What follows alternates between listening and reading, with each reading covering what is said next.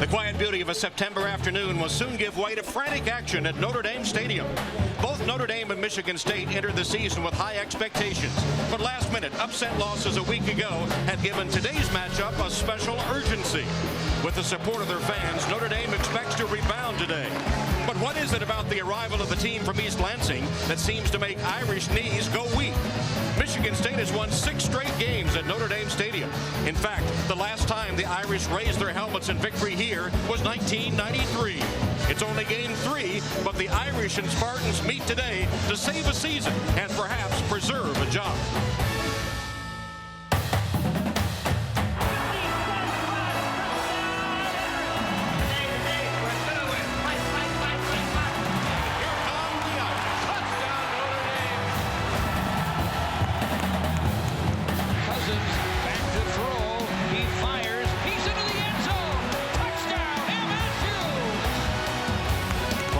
Winging it downfield for Floyd, and he's still on his feet. Michael Floyd for the touchdown.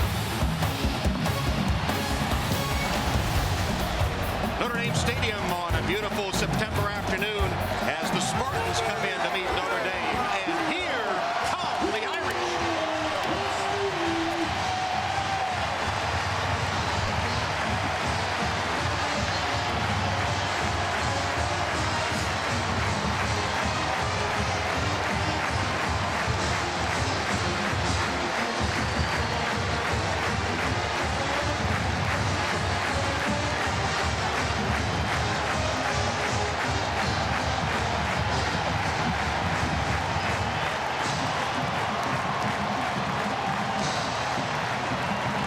Pre-game prayer here by the Notre Dame players as they make their entrance onto the field. And hot on their heels, the Spartans of Michigan State. Special moment for a couple of their players. Kirk Cousins, their quarterback, and Greg Jones, number 53, the linebacker. He said when he came here as a freshman 2 years ago, he stopped and took in the surroundings of Notre Dame Stadium. The upperclassmen had to tell him, no, come on, get going. You're here to play a game. Well, he won't stop today. He's one of the captains leading the Spartans out onto the field, and their quarterback, Kirk Cousins, who grew up in the Chicago area, said, coming out of that tunnel will be living a dream for me.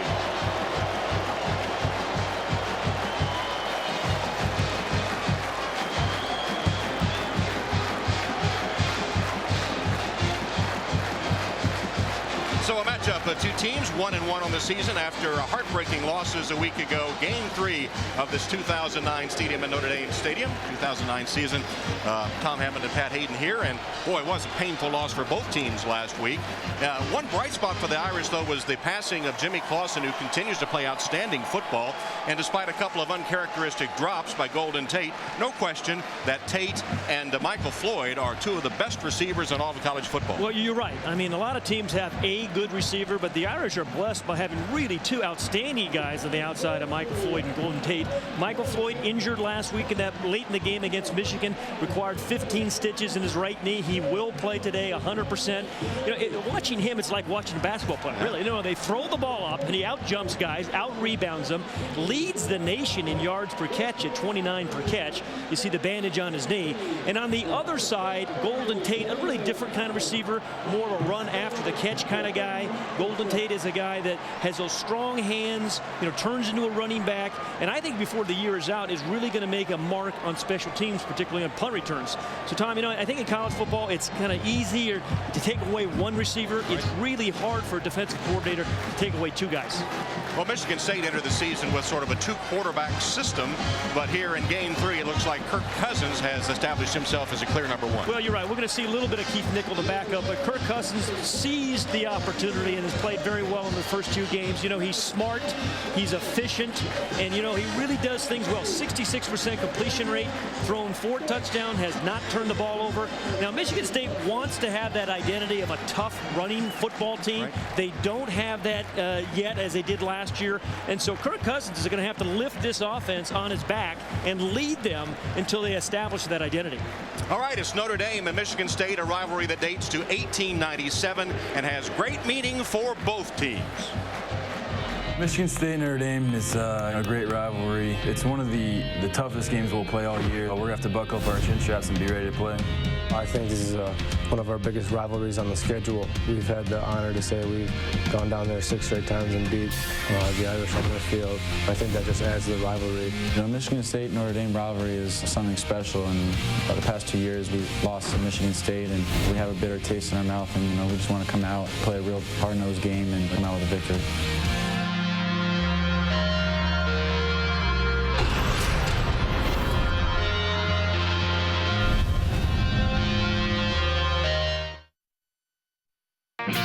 The snap is good. The hold is good. The kick is away. It's got the distance, and it is good! Yes! Fires left side. Touchdown! With 11 seconds left, Michigan has the lead.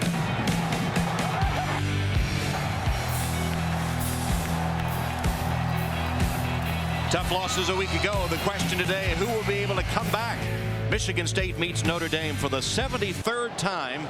And there's no question that Michigan State has had the upper hand the last few meetings against the Irish. And for more on this rivalry, let's go down to Alex Flanagan.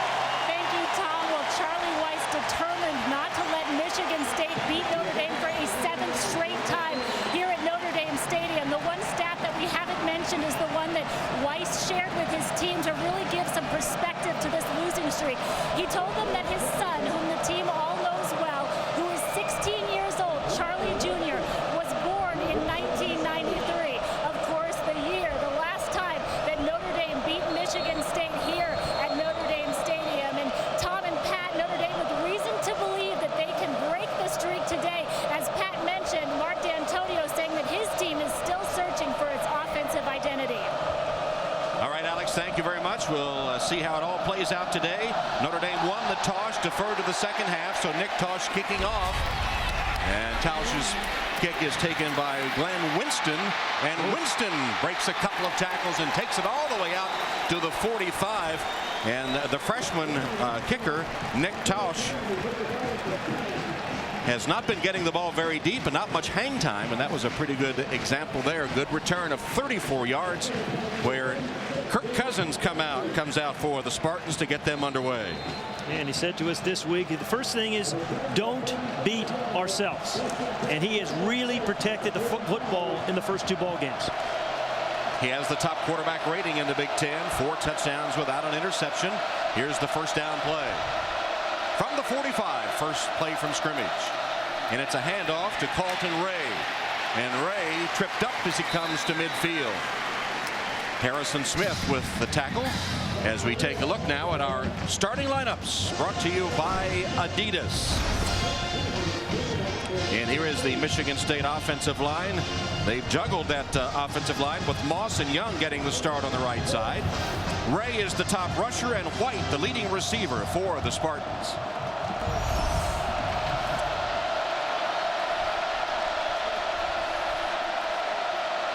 On second down, Cousins in the shotgun.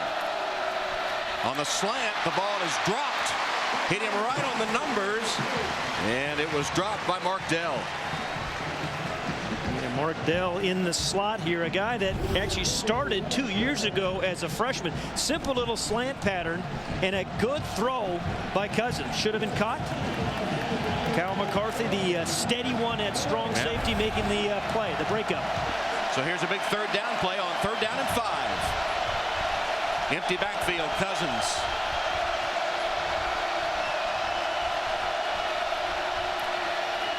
Throws incomplete through the hands of B.J. Cunningham. So a couple of drops early by the Spartan receivers brings up a punting situation for Mark D'Antonio's team. Well, their punter has done a great job. The Spartan punter, Aaron Bates, has had 7 punts this year. 5 of them have been downed inside the 20. And Tom, you know, it's a Michigan State team, Big Ten team, playing field position. Old Big Ten football. Bates averaging 49 yards a punt.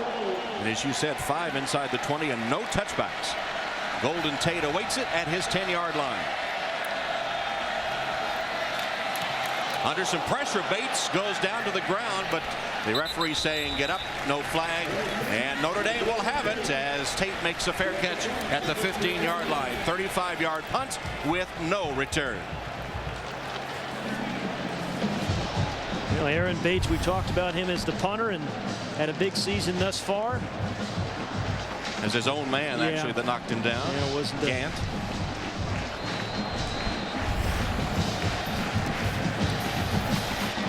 So here's Jimmy Clausen now. He's been brilliant so far. 67% completions, 7 touchdowns without an interception.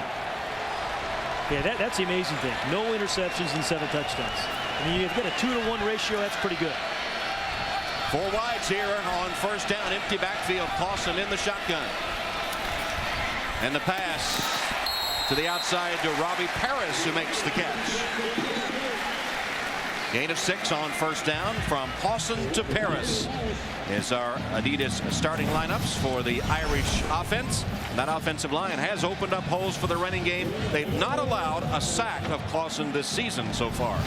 Allen comes off a career high 139 yards at Michigan.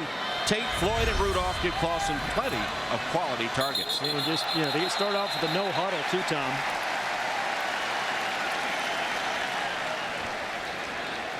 And the first flag of the game. Defense, offside. Number 58, unabated across the line. The penalty results in the first down. So unabated across the line. Anderson with the penalty. Our official, as you saw, Dave Wittbowitz from the Big Ten, a Big Ten officiating crew today. And Charlie Weiss told us this week, you know, they have really started slowly against the Spartans the last couple of years. So he really wanted to juice it up here in this first couple of series. And as he said, let's throw the ball all over the arc. 5 wides, empty backfield. First down by penalty as Clausen scrambles, finds Rudolph wide open. And the big man rambling down the sideline. Kyle Rudolph still on his feet. Pushed out of bounds finally after the big gain by Marcus Hyde. He was all by himself. But terrific vision by Jimmy Clausen, too, Tom. I mean, he was committed to scrambling there for a moment. He saw a flash out of his left eye, a blue jersey, a blur of blue, if you will. And there's 6'6" Kyle Rudolph. And this is the 3rd game in a row that number 9, who's just there in the slot, comes up with a long play. I mean, he's 6'6", 260 pounds, but he had a 72-yarder callback last week. But good vision by Jimmy Clausen finding it. It went for 52 yards. First down Irish at the Michigan State 21. The pass to Rudolph again. And Rudolph is inside the 15-yard line. Yeah, good block downfield by Robbie Paris. You know, with wide receivers blocked, 2 or 3 yard gains become 8 or 9 or 15-yard gains, and that's just what happened right there. Jeremy Ware makes the stop of Rudolph, who catches 2 in a row. The 52-yarder was the longest of his career. That stood, you mean? Yeah. Go with 2 tight ends now, Ragone and Rudolph, and for the first time Armando Allen will line up in the backfield. He's in the Wildcat formation to take the direct snap.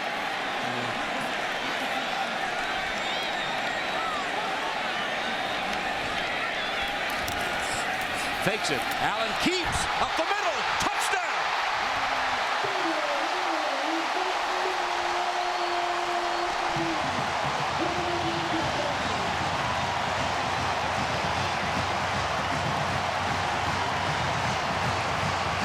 Tom, the Irish have had 10 drives this year. 7 of them have gone for 75 yards or more.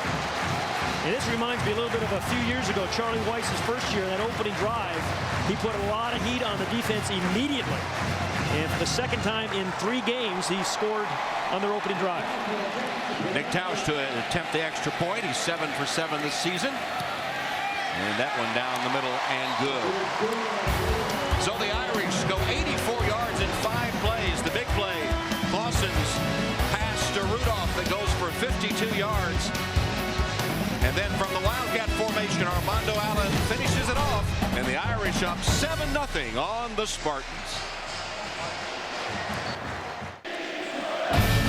Notre Dame football is brought to you by Coca-Cola Zero, real Coke taste and 0 calories. By Geico, where 15 minutes could save you 15% or more on car insurance. By Southwest, ready when you are. Go to southwest.com, grab your bag, it's on. and by McDonald's.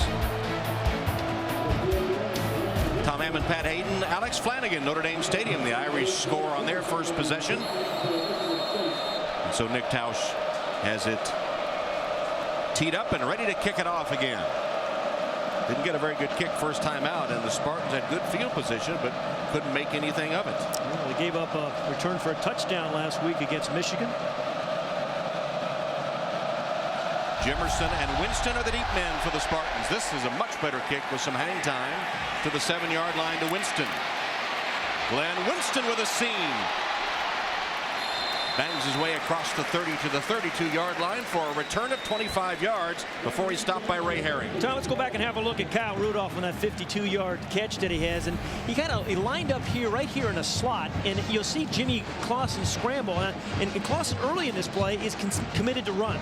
But then he sees that flash of blue out of his left eye, out of his eye, that vision you talk about. And then 52 yards later, Kyle Rudolph can really motor for a big guy, you know. 260 pounds, 50 family and friends here to watch. From Cincinnati, here's Kirk Cousins now playing from behind under center. Play action fake, and Cousins whips it to a wide open receiver, White, who makes the catch.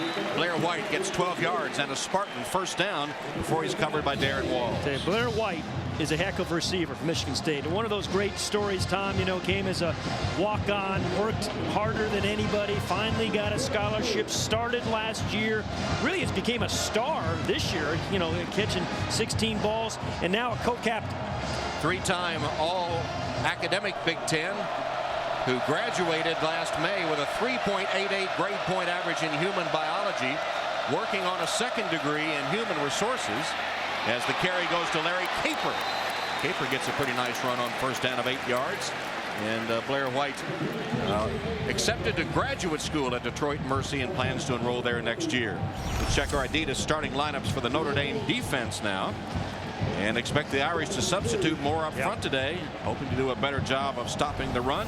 Brian Smith leads the linebackers in tackles, but Kyle McCarthy leads the Irish overall and also has a couple of interceptions. You remember they played 2 spread teams to begin. Now more traditional offense they're facing as Glenn Winston gets the call. You know, it was amazing talking to John Tenuta, defensive coordinator for Notre Dame. He was saying, you know, we played 140 plays in our first 2 games. Only 14 of those plays were our base defense. There's John Tenuta, the really excellent defensive coordinator, likes to blitz you as soon as you come off the bus. I mean, he'll bring linebackers and safeties, and you know, it's just a pressure game with John Tenuta. Every offensive coordinator knows you're going to have protection first against a Tenuta defense. First down, Spartans, 2 tight end formation here. Irish showing blitz. Quick toss to White. White goes one-on-one to the 40-yard line, and Darren Walls makes a sure tackle in the open field. Blair White, we mentioned, you know, you say sometimes a guy runs precision routes and that's subterfuge, that he's not very fast. Well, that's not the case with Blair White. You know, he's averaging 134 yards in catches per game. He can get deep, but he does run those precise routes as well. 17 catches this season. Last season he had 43 to lead the Spartans. I formation here. Caper, the tailback. Nothing there. Boy, that's a heck of a play by Darius Fleming. And stopping the run has been a problem for the Irish. Yeah, they've been gashed a couple of times. You know, giving up 172 yards a game, but Darius Fleming, number 45, playing defensive end rather than an outside linebacker. Inside stunt makes the play. But you're right, Tom. That was an area of emphasis for Tenuta this week with the Irish defense. They're down at 6 for the Spartans. Cousins in the shotgun. Cunningham in motion. Good protection by the Spartans offensive line and a juice top catch by Blair White. I tell you, that is a heck of a catch because he was really not open. And Kyle McCarthy dives in front of this. You know, the perfect distance. Boy, that just a beautiful catch by Blair White. And Cousins put it where only his man could get it, huh? You know, we were talking to Kirk Cousins this week, and he said the thing about Blair White, if you say, hey, run a 12-yard route, you know it's going to be exactly at 12 yards. First down for the Spartans as they convert a 3rd and long. Cousins retreats. Plenty of protection. Now it starts to break down. Scrambling. And back to the line of scrimmage where Darius Fleming pounds him out of bounds. He had time, but the coverage downfield prevented him from getting the pass away. And today's first down line brought to you by Xerox.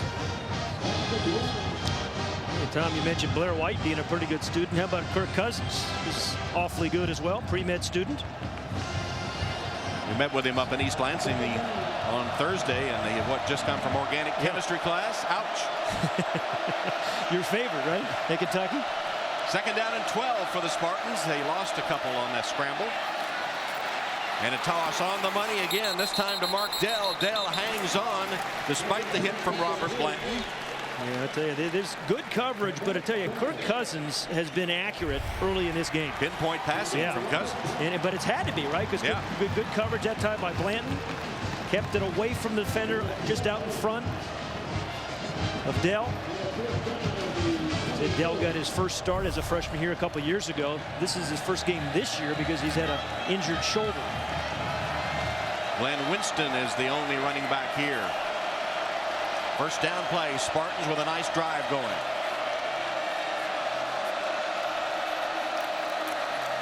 Winston tried to cut back and stood up and slammed down by Ian Williams. Yeah, against a Michigan State team, your nose tackle and middle linebacker better play well because Michigan State runs that what they call their power O. He's right in here, excuse me, and he's a guy that hasn't really shown up much this season, but boy, does a great job of getting down the line. Got some help from Torian Smith as well. They had a little line stunt on, and Williams makes the play, setting up a second down and 11.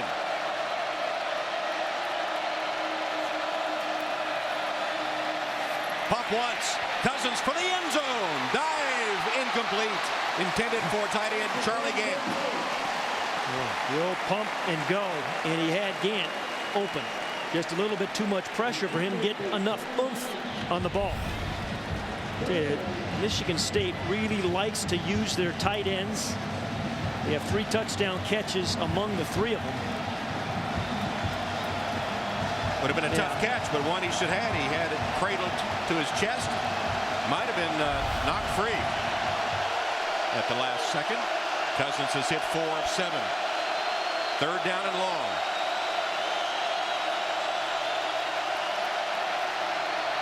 Again for the end zone, and it had a man behind the secondary, Cunningham. But the pass from Cousins is too far, leads him out of the end zone. Incomplete. It brings up 4th down. And 2 missed opportunities there, though, for Kirk Cousins. You know, had the tight end. Tight end probably should have caught that one, but then he missed B.J. Cunningham. So field goal attempt by one of the best in college football, Brett Swenson.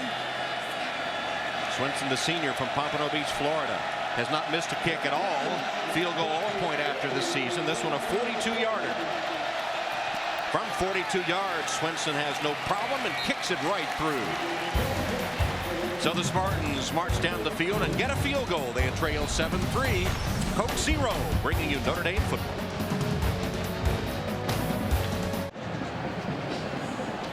MetLife is providing these dramatic views of the Notre Dame campus and the game below. MetLife provides coverage of major sporting events, while MetLife provides you with guarantees for the if in life. Visit MetLife.com today.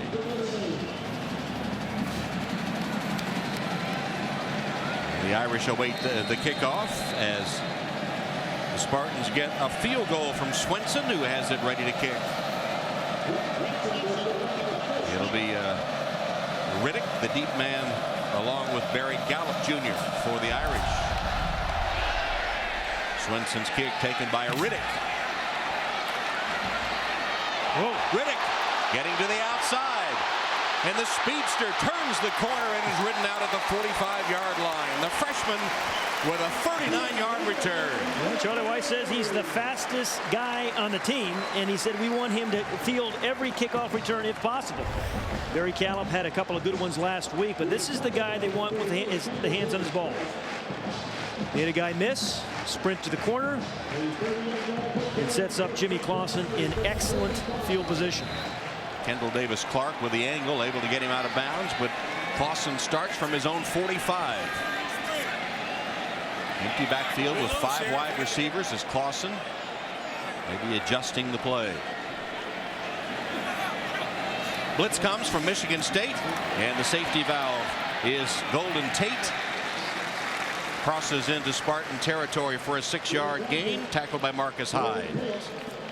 And our Adidas starting lineups for the Michigan State defense. Up front, Anderson and Neely have a sack apiece. You see the linebackers. Jones is the heart of the defense. He leads the Spartans in tackles for the 3rd straight year. He has 29 this season, tops in the Big Ten. And the deep ball been a problem for the secondary. Hyde is the number 2 tackler for the Spartans. Here's Clausen. 2nd down, scrambling, and he has room up the middle.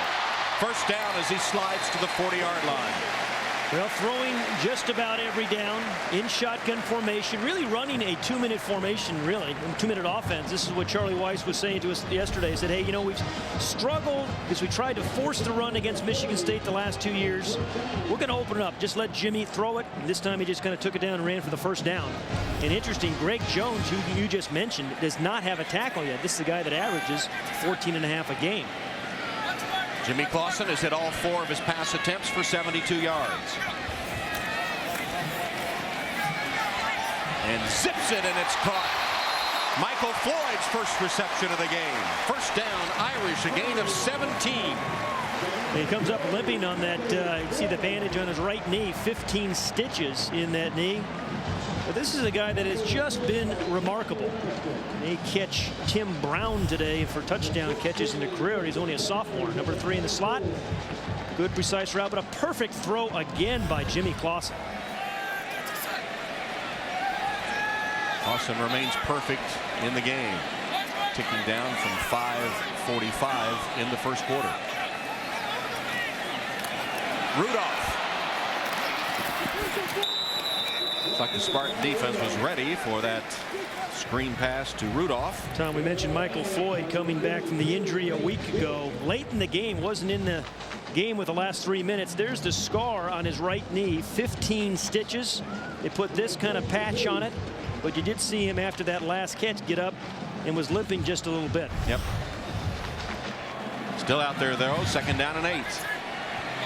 In an empty backfield. Irish going wide open to open this game against the Spartans. Clausen for the end zone to Floyd, and it's a touchdown.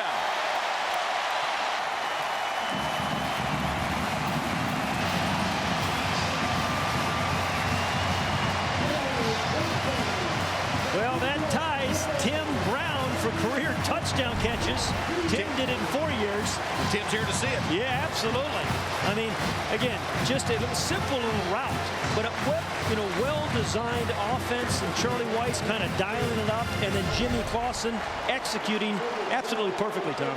Floyd's 5th touchdown catch of the season. It was 22 yards. And Clausen now 7 for 7 and 112 yards. And they're going to review it upstairs, apparently. We'll have another gander at it ourselves. Just, a little corner route from the slot, possession, foot in, touch. That should be a touchdown. Nick Trainer and Michael Semcheski of the Big East are our replay officials today. Remember, Tom, we said, at the very top of this broadcast, there's a lot of good teams out there with a good receiver. Notre Dame has 2 guys on the outside. So for a defensive coordinator, I mean, it is really, really tough. And then you cover them, and you've got Kyle Rudolph. And so, Charlie Weiss has kind of put this offensive team together through the last 4 years of recruiting. And he's got guys that are really playmakers now. Alex? Hey, Tom, well, the trainer is working on Michael Floyd's knee. The tape and covering that he had underneath that little covering has split open. You saw him go down on the knee. They were worried that might happen, so they had put some padding in there. Of course, you can imagine it's kind of painful. They are all prepared on the sidelines to re-stitch it. I saw those stitches, Tom. They're pretty darn fresh. Not nearly as painful, though, Alex, when you score a touchdown in Yeah. your 5th of the season, as you saw the replay confirming, and Michael Floyd raising his arms in the touchdown signal. Tausch to attempt the extra point. Flag down, and the extra point is no good. There was a flag down early. Tausch missed it for the first time this season. Illegal motion. Offense number 40. The penalty is declined. Try is over. Interesting. Yeah, I've never seen that. Never seen that. Well, he missed it. Notre Dame up by a 13-3.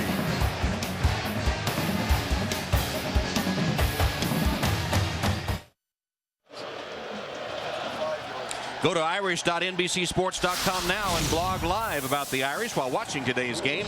You can also get analysis, live commentary, and more exclusively on NBCSports.com. The Notre Dame offense today, 9 plays, 134 yards. That's nearly 15 yards a play and 2 touchdowns. Yikes, yikes. Well, Charlie had a little grin on his face yesterday when we talked to him. Tausch kickoff to Winston at the 5. Winston stacked up at the 25-yard line. Scott Smith was the first to hit him. And Scott Smith, their special teams captain, makes a lot of plays. So Kirk Cousins now down by 10 as you see our Notre Dame ticker with some other scores from action this afternoon.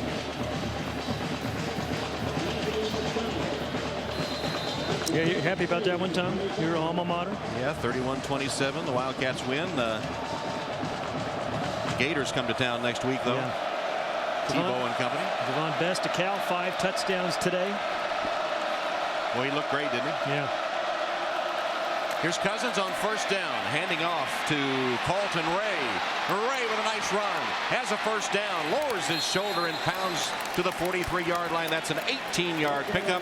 Kyle McCarthy had to make a saving tackle. Yeah, well, Kyle McCarthy does make a lot of saving tackles, but remember, Javon Ringer's gone. We said they're trying to find this identity in running the football. Carlton Ray, the redshirt freshman, is a guy they're trying to really develop, feed the ball to him. They really like to have 2 guys rather than the 4 they use now. But he gets the start because he, as his coaches say, is reliable. Had some pretty good vision on that play, too, didn't he? Strong, catches the ball well. Breaking it to the outside for the big gain. First down, Spartans. Irish with the blitz. Cousins pass. Caught by Dell. First down, Spartans, a gain of 13. Mark Dell is a guy that Kirk Cousins is happy to have back in the lineup. He said missed the first 2 games. Disciplined little out route against really kind of press coverage. Kirk Cousins actually just zips it in there. Kirk Cousins, a very, very smart guy. We talked about a guy that, as his coaches say, prepares like no one other. Yep. Academic All Big Ten a season ago. Pre-med student. In addition to that organic chemistry, he has an organic chemistry lab, genetics, English classes, no soft spots. Caper finds a little soft spot in the Irish defense there for a pretty good gain on first down.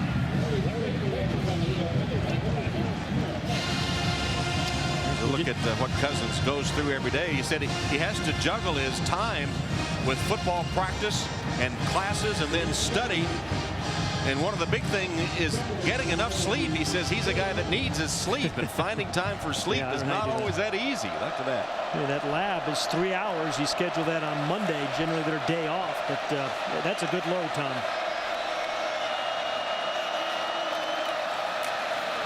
Cousins throws it in traffic, but Deion Sims makes the catch. A lot of tight ends in this offense, 3 of them. Deion Sims, a very talented freshman, highly regarded. He's supposed to be able to play basketball for the basketball team this year. Going to play for the Spartans basketball, and a la Michael Floyd, using your body to get position there to make the catch. Caught a touchdown in the opener. All 3 of their tight ends have caught touchdowns. Sims, Linthicum, and Gant.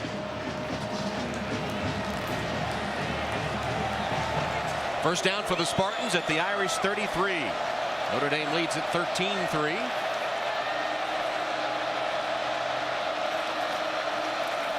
Play action fake by Cousins. Stands in the pocket. His pass broken up at the last minute. Intended for Deion Sims again. And Kyle McCarthy was able to deflect it away. Yeah, you know, great play by Kyle McCarthy. And we've been saying that for 2 years, Tom. Remember, he set a record last year with tackles by a defensive back with 110. This you see him on play action fake. And I'll tell you, Deion Sims was trying to put a little double move on him. And Kyle McCarthy gets that right hand in there to knock the ball away. Good play by McCarthy. There's what he has done coming into today's game. 2nd down and 10. Blitz from the Irish. Handoff. Nothing doing for Ray. It's McCarthy again. Yep. Yeah. So run support. Made a nice play on the pass. He's a guy that was destined to be, play for the Irish. His grandfather was a captain of the baseball team. His brother, number 28, right in the middle of the screen. Just kind of really playing linebacker on that play. From Cardinal Mooney High School in Youngstown, Ohio. Quarterback, running back, defensive back, and punt returner there. All-state quarterback. Already has his finance degree from Notre Dame. 3rd down and 10. Cousins' pass is too high and incomplete. Intended for Dell.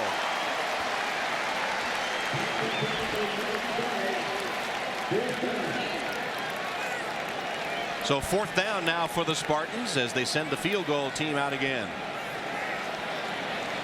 Well, this will be his longest if Brent Swenson can make this. 52 yards. His career long is 50.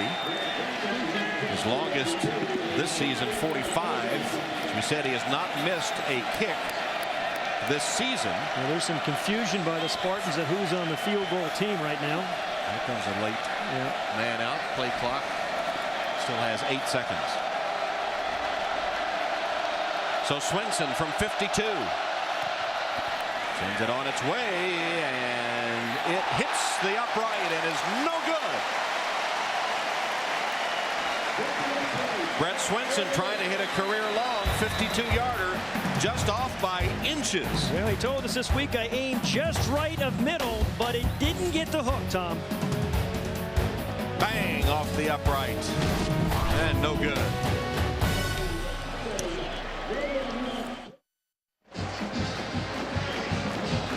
Get live college football news and scores on your phone with Notre Dame Mobile. Plus, iPhone and iPod Touch users can watch live NBC Sports coverage of Notre Dame games. Text the word Irish to 51515. Mark D'Antonio and the Spartans have seen Notre Dame bat 1,000 here in the first quarter with 1:42 left. Irish have had 2 possessions, 2 touchdowns. D'Antonio in his 3rd season as the Michigan State head coach and 2-0 against the Irish.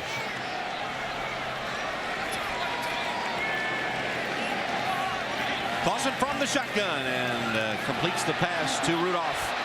Kyle looks for a block, lowers his head and has a 1st down. A gain of 12 yards for Kyle Rudolph. We've seen that play 3 times now, and all for 1st downs. Kyle Rudolph, talked to him yesterday.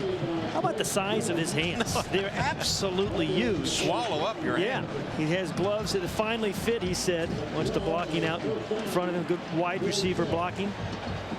That's Deval Camara with a block. Yeah. And yeah, those gloves, you said last year they kept splitting on him. Even though they were the biggest they made, they just weren't big enough. Now he finally has some that fit. Triple X. Tate. Golden Tate goes to midfield. Well, Troy Weiss wants to see how Michigan State can play in open space, and right now they have not played particularly well. And they're forcing, tacklers to tackle guys in the open space, and in particular, Kyle Rudolph and Michael Floyd have had their way. Final minute of the first quarter. Here's the Coke Zero offensive comparison so far.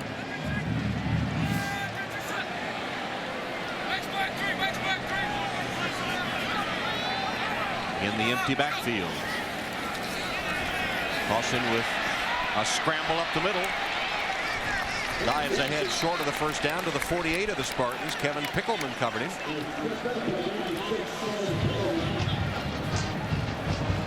Going to bring up a 3rd down for the Irish. 3rd down and 4.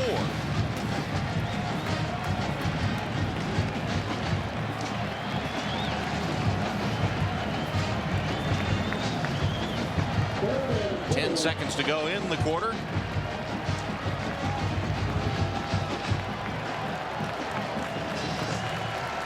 And they'll just let the quarter run out without attempting another play. So when the second quarter begins, it'll be Notre Dame's first third down of the afternoon. The Irish leading at 13-3. We'll return to Notre Dame Stadium after these messages from your local NBC station. You're watching Notre Dame football on NBC, presented by Coke Zero.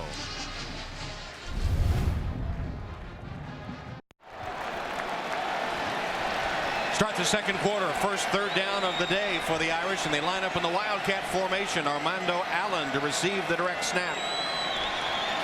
Allen ran for a touchdown from this formation earlier.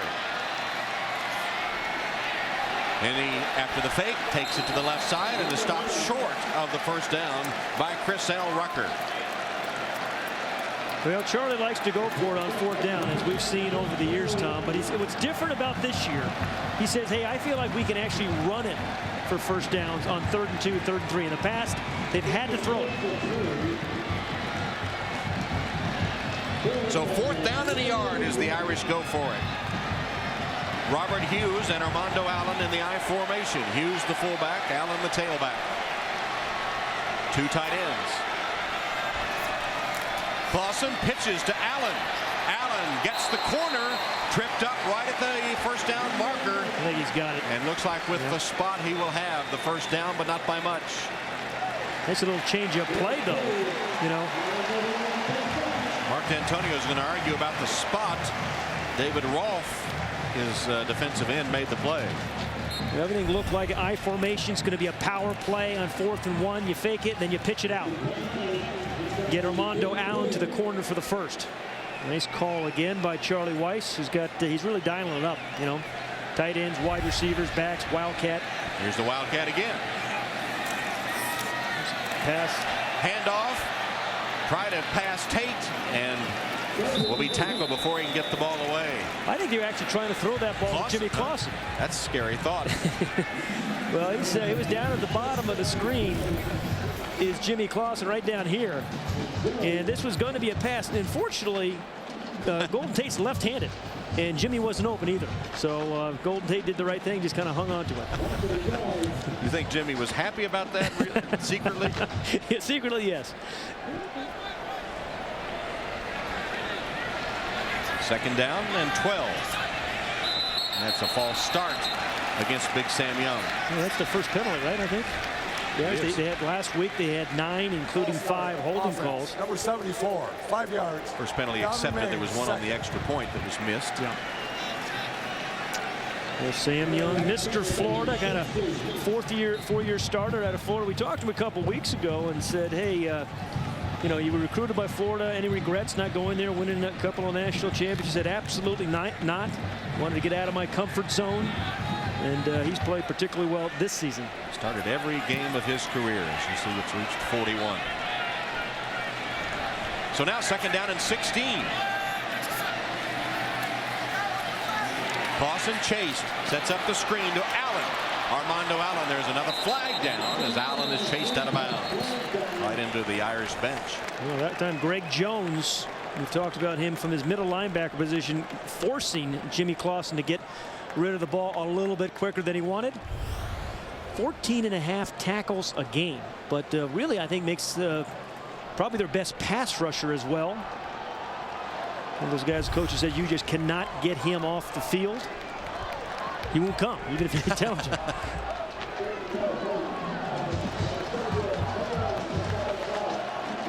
Penalty was a holding call against the Irish on Trevor Robinson. As we said, 5 last week, Tom. Holding calls were costly, weren't they, to the Irish?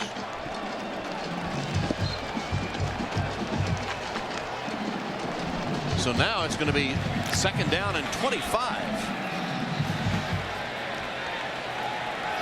The Irish go with Robert Hughes and Jonas Gray in the backfield.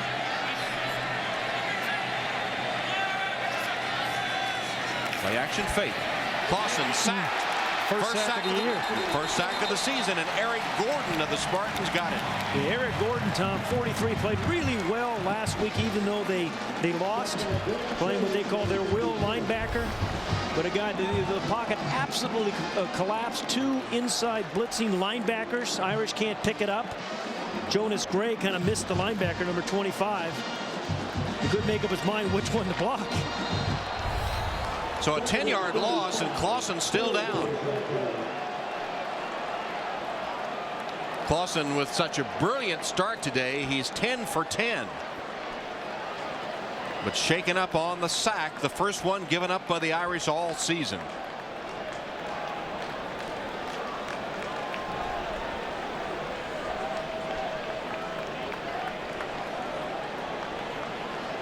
He's been remarkably durable in his 3 years, Tom. You know, we've seen him really take a lot of shots. Yeah, he had plenty of experience early, didn't he? Yeah, this was just a little bit awkward. Went down on a knee, then some guys tumbled on him. Kind of saw it coming and yeah, ducked under, and still took a pounding.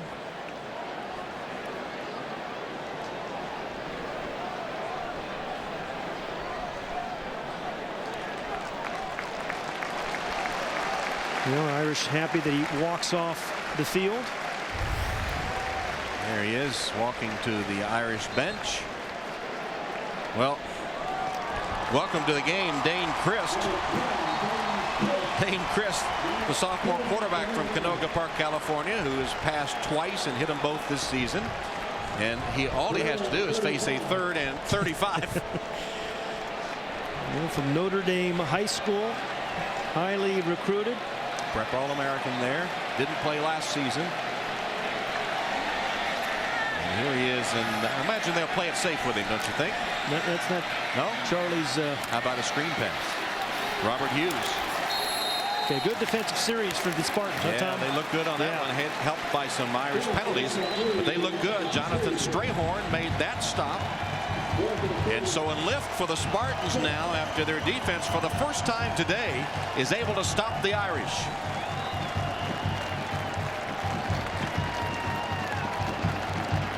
So here's Eric Most into punt for Notre Dame as Clausen tries to get his bearings on the sideline. Most did not have a good game last week, including a 28-yarder that put the Irish in deep trouble. Coach Weiss said he'll be on a short leash today. This is a nice one, though. Martin calls a fair catch, perhaps interfered with on that one. The Irish pick it up, but the ball is going to be dead. I don't see a flag.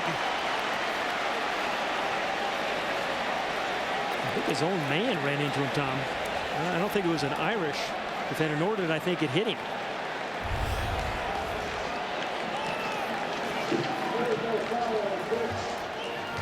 I got blocked him. Yeah, Walls. Unless it touched his right heel.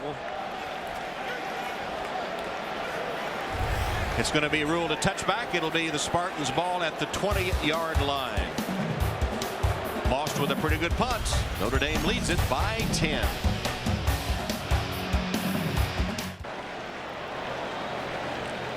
Spartans ball. When we return to action here at the 20-yard line, the ball did not go into the end zone. It wasn't a touchback, like I said. It was actually downed by Kyle McCarthy there and did not touch Keyshawn Martin. Yeah, right. So the Spartans take over. You know, we just saw Clausen limp off, and here's kind of what happened after the play. Awkward, you know, sack by Clausen. He was trying to get off the field, and then ultimately just kind of went down when the trainers came out. Alex? Tom, I was right next to Jimmy as the trainers had him on the bench there with his leg up. It looked like they were going to do something to his right ankle. They took his shoe off, but then he threw his shoe back on and yelled at them to give him his helmet, got up and started running back on the field. Obviously, they did not need him. So we'll check in and see if they're going to look at that ankle again.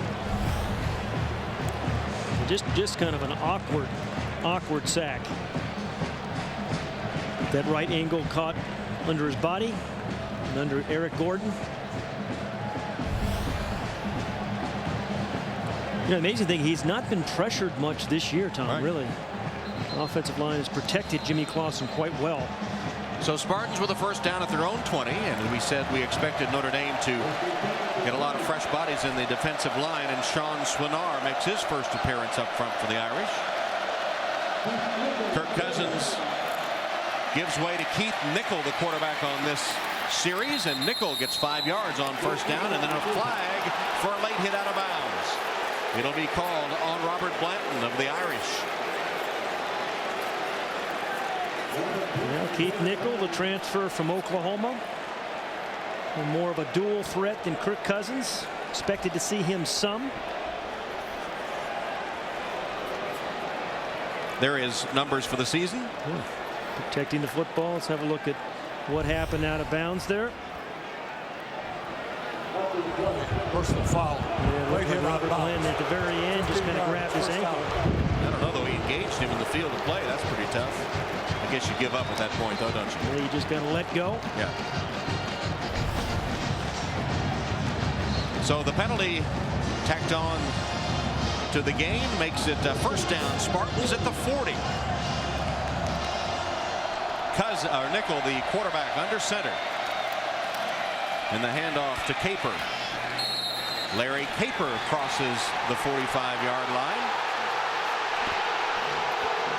Well, the crowd's reacting. One of the Irish, I think it's Keepin Lewis Moore, lost his helmet. Felt that he may have gotten pushed. Capron Lewis Moore puts his helmet back on. He was way back upfield.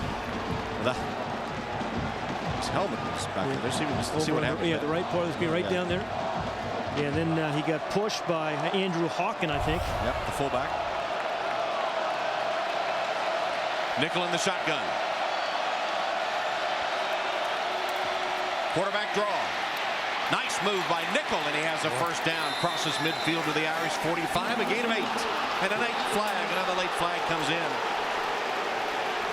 Well, said 9 flags last week. That may have been their undoing last week against Michigan.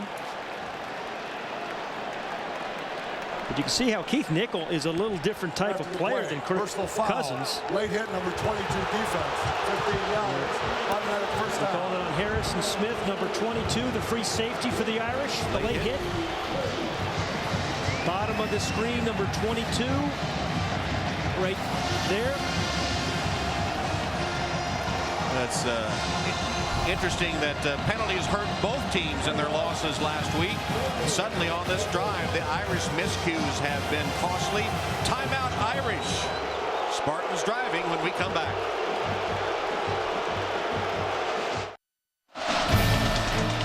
Notre Dame football is brought to you by Coca-Cola Zero, real Coke taste and 0 calories.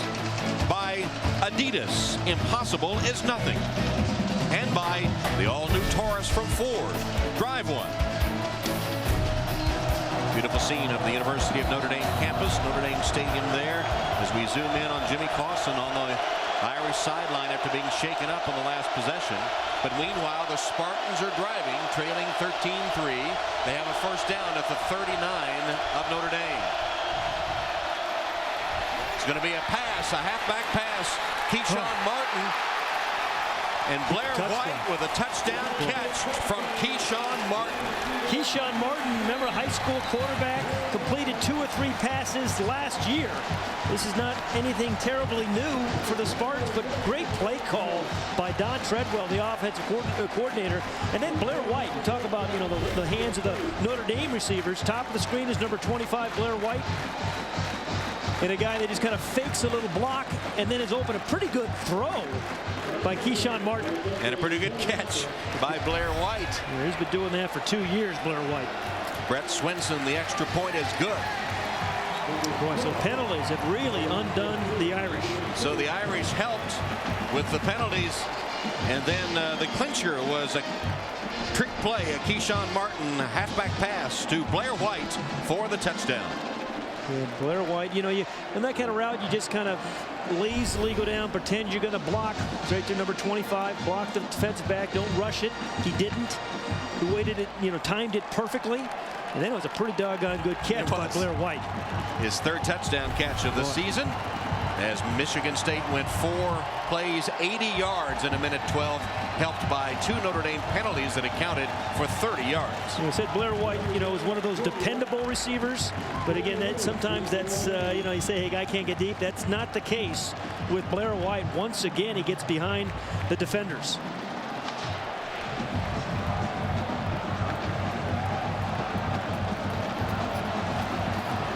Jimmy Clausen, will he be able to come back in? Here's Swenson teeing it up to kick it off.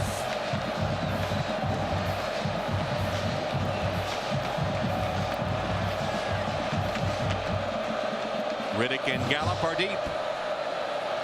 That's a look at Theo Riddick. Onside kick. Michigan State recovers it, but it didn't go 10 yards, did it? I don't think it went 10 yards. Unless it did first and then batted it back. I think it originally went 10 yards, Tom, and then it got batted back. Look at the yellow line, but not officially 10 yards is that yellow line, but let's have a look. See, Tom, boy, is that well executed. That is past the 10-yard mark there, and then it kind of bobbles back. Andre Anderson recovers it for Michigan State.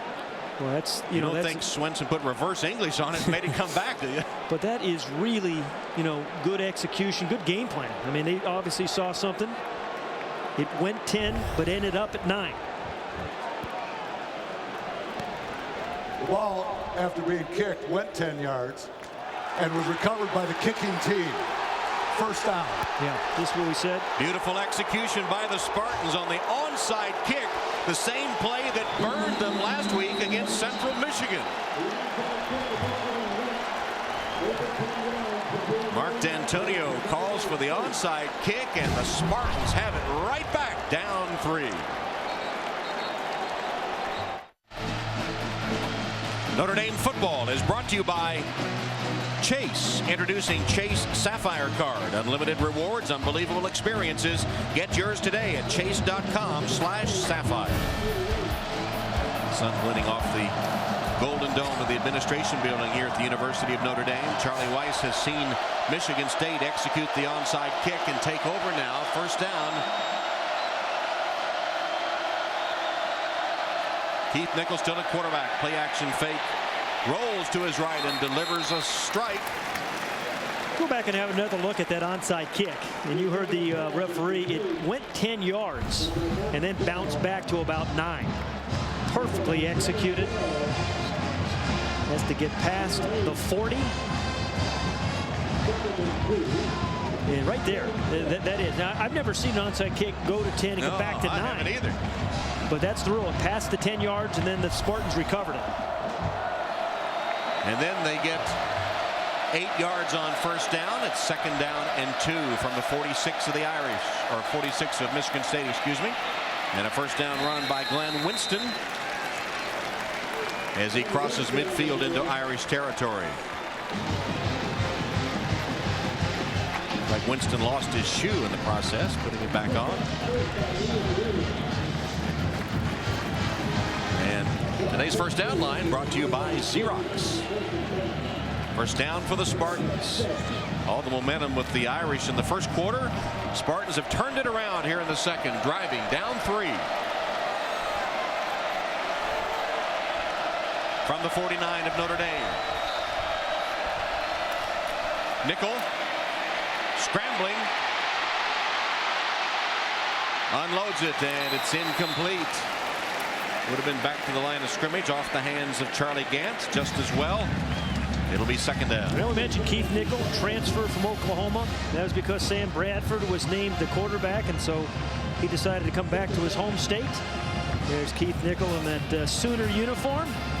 And you just wonder, with the injury to Bradford, had he stayed, whether he would have been the Sooner quarterback. Well, there's Bradford, the Heisman Trophy winner last year. So now Nickel, who's from Lowell, Michigan. Whistles will stop that play, and flags fly for a false start against the Spartans. False start. Offense, number 83. 5 yards. The down remains, second. Hold on, Charlie Gant.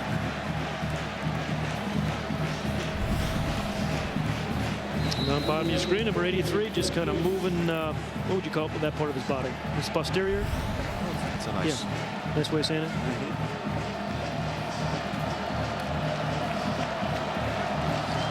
Gant, who committed the penalty, goes out. Brian Linthicum replaces him at tight end. See the penalties again. They really hurt both teams in their losses last week. Nickel being chased, trying to set up a screen, gets it complete to Ray. Carlton Ray caught from behind, ball's loose and recovered by, well, nobody yet. Looked like Notre Dame had it for a moment, then it goes out of bounds. They tell you what, Tom, Catherine Lewis-Moore forced the fumble, and I want to tell you, it was a hustle play by Catherine Lewis-Moore that you can't believe. Rushing the passer. Behind, huh? Yeah, he rushed the passer, and then he didn't give up. And you see number 89 left of the screen come in late and strips him of the ball. And then Torian Smith comes up with it. But what I liked about the play by Lewis-Moore is he was rushing the quarterback, turned around, and then made the play. And, he did get it cleanly for the turnover, and Jimmy Clausen back on the field. Yeah. Clausen shaken up the last series, back out there.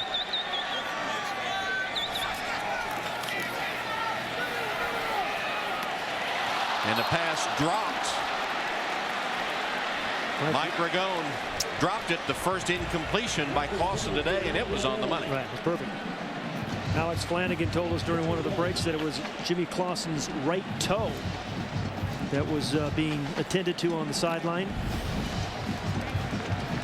And that's the right foot is the one you kind of step off of and as you deliver the ball. See him kind of hopping there afterwards. There's the Wildcat formation. Nope, not, excuse me. Clausen under center. Hand to Allen. Armando Allen. Nice run. Digging his way to a first down. Yeah, last week against Michigan, I've never seen Armando Allen run that well. I mean, we've been watching him for 3 years, Tom. You know, went down easily in the first two, but last year I thought, or last week, it was really kind of a breakthrough game. Not just in terms of yardage, where he had 139 yards, but the kind of the yards, the way he got those yards. You know, breaking tackles, running through people.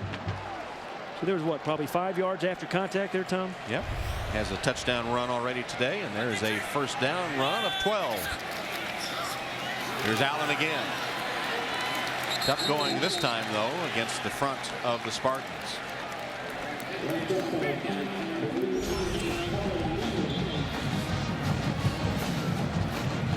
It's going to be second down and about 9 for the Irish. Michigan with another victory today. Minnesota and Cal. Cal looked good. Yep. Ohio State flanking Toledo. Alabama, big win. Second down. Allen broke a tackle and caught from behind at the 35-yard line. Yeah, that has been the theme this year for Armando Allen, Tom. Just as you said, broke a tackle. Did a lot last week. MetLife is providing today's aerial coverage. Visit MetLife.com to learn more about the Blimp program's 20-plus year history. MetLife guarantees for the if in life. Third down and 3 Irish. Okay, they have not stopped. Michigan State has not stopped Kyle Rudolph on the little bubble screen. We're going to get Allen run it, and he has a big hole off the left side. And caught from behind and dropped inside the Spartan 30-yard line. Another nice run for Armando Allen. You're right. Paul Duncan, Chris Stewart, left tackle, left guard for the Irish, really created a nice little seam for Allen to work his way through. 72, you see Duncan just kind of pushing his guy out. Eric Olson on the inside, dominating his guy. Trenton Robinson saved worse damage with the tackle for the Spartans. But it's a first down Notre Dame at the 27 of Michigan State. Jonas Gray is the running back. And the pass is complete to Robbie Paris. Robbie Paris out of bounds by Robinson, who makes the second straight play for the Spartan defense. Trenton Robinson getting his first start for Michigan State. Okay, the coaches say, just kind of worked his way into the lineup. So Paris, with his second reception of the season, sets up a 2nd down and 6.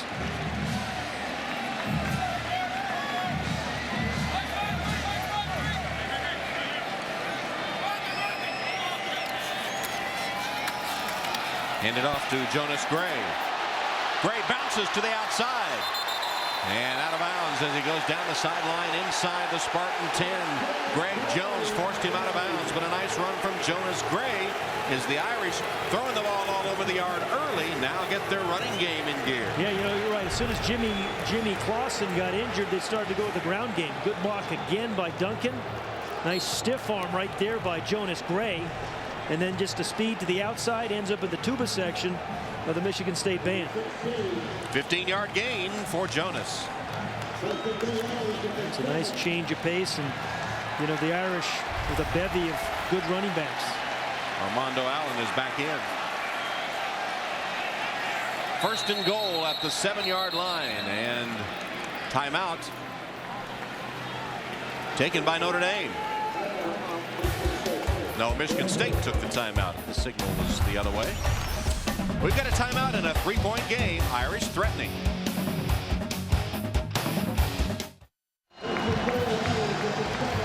.453 to go first half. Notre Dame leading by 3 and with a 1st and goal at the 7-yard line. Well, Michael Floyd has been big in these kind of situations. A lot of jump balls to him. Clausen throwing it up for Floyd. Pretty nice call there, Pat. Well, it's not hard, and he comes down with about 90% of them. Looks like he got injured, too, a little bit.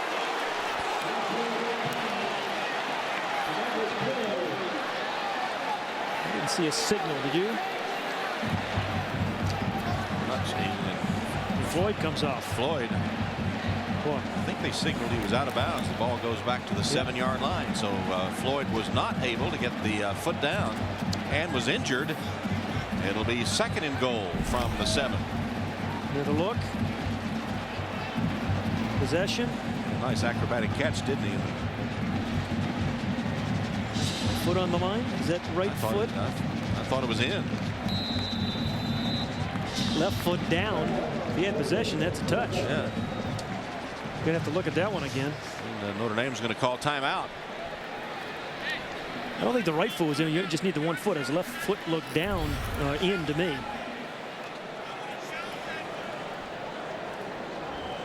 So Floyd, who had the stitches in his knee, the 15 stitches in the game against Michigan after the game, now is injured again. It's amazing, though. You almost, if you know what they're going to do and throw it up, he just, he was a great high school basketball player. He just kind of adjusts the ball so well, Tom. Down on his left shoulder.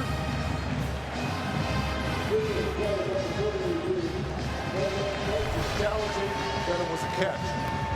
And looks like a challenge from Charlie Weiss. I think it's a good challenge, Tom. I think it's a touchdown myself.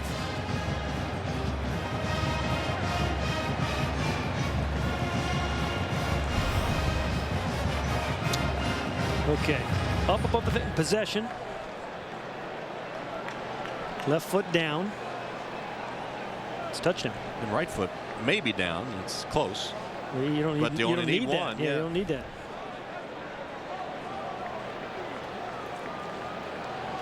I think that gets reversed, or to give him the touchdown.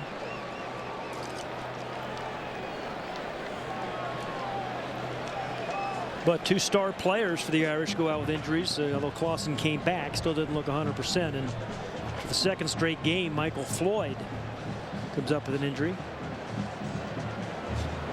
Yeah, Alex? That's a touch.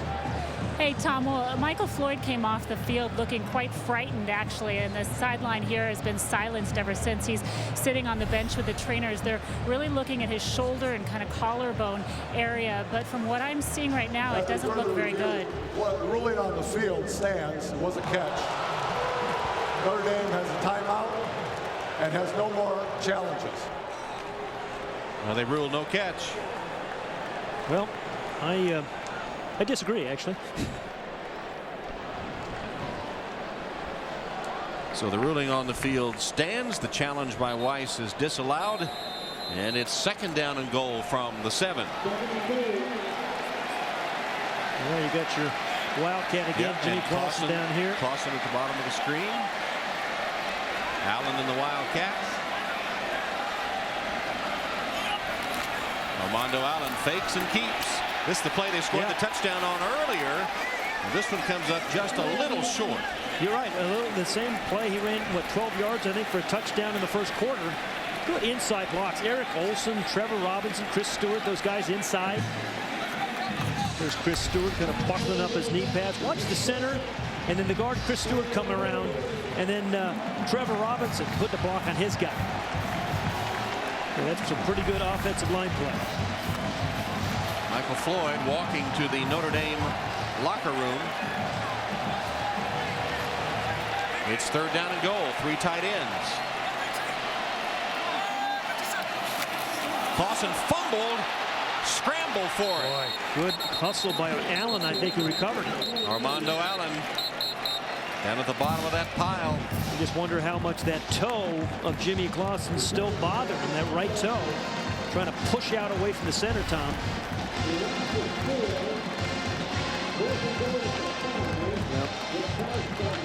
Just never had it, and then had a chance to get it and couldn't. And then Armando Allen scrambling around, able to cradle it as he's piled on. So it sets up a Tausch field goal attempt. 22-yard attempt by the freshman Nick Tausch.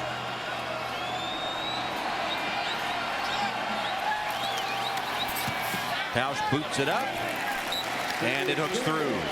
So Nick Tausch hits the 22-yard field goal as the Irish settle for 3 to up their lead to 16-10. Now let's go to Jimmy Roberts in our New York studio for an ADT game break. All right, Tom, thanks very much. Here with the ADT game break in Northern Illinois, visiting West Lafayette and Purdue. The Huskies a 13-point underdog. Somebody apparently forgot to tell the running back. Miko Brown, the inside move, breaks a tackle, goes outside. The game had been tied at 7. That was no longer the case. What a big win for Northern Illinois. Danny Hope, the Purdue coach, now 1-2 in his first season in West Lafayette. Tough start for him. Tom, back to you. All right, Jimmy, tough start indeed, and the Irish will go to West Lafayette next week to meet the Boilermakers. And right now the Irish have a 6-point lead over Michigan State with 3:14 left in this first half. Of further concern to the Irish, though, would be the injuries to Jimmy Clausen, who has still been able to play, and to Michael Floyd, who's already gone to the locker room.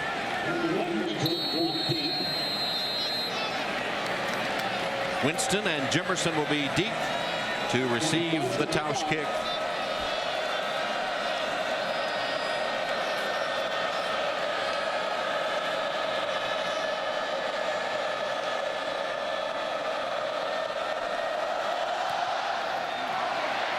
Tausch gets some pretty good hang time on this one. It comes down to the 4-yard line to Winston. Glenn Winston. Good coverage by the Irish special teams that time, denying him the 20-yard line. Zeke Mata was the first man on the scene.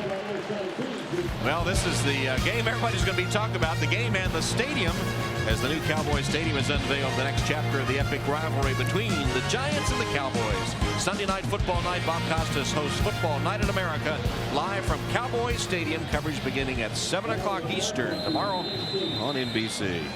Well, looks like Kirk Cousins back in. That quarterback from the Spartans. He has 3:06 left on the clock. Starts from his own 19.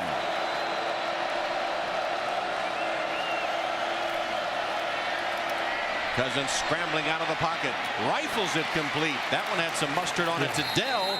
Good for a first down as it's covered 18 yards. Yeah, a little mustard, a little relish. And I tell you, Kirk Cousins did a good job. Presence in the pocket, right? Felt a little pressure inside, just steps outside that pressure, buy himself some time. Their hurry-up offense as well, even though they have 2 timeouts remaining, and catch the Irish. Irish scrambling to get there, and it looked like Sergio Brown was offside as well, just trying to run onto the field. So the Spartans with the hurry-up. Cousins gets them in quickly into the play and lined up, and they get the Irish penalty. Yeah, they had a whole bunch of them. You're still allowed 11, right, Tom? I got 1, 2, 3, 4, 5, 6, 7, 8, 9, 10, 11, 12, 13, 14. That's penalty. Plus Sergio Brown, I think, was offside, number 31, as he tried to run onto the field. There he is right there. On the defense, 5 men did not get off the field.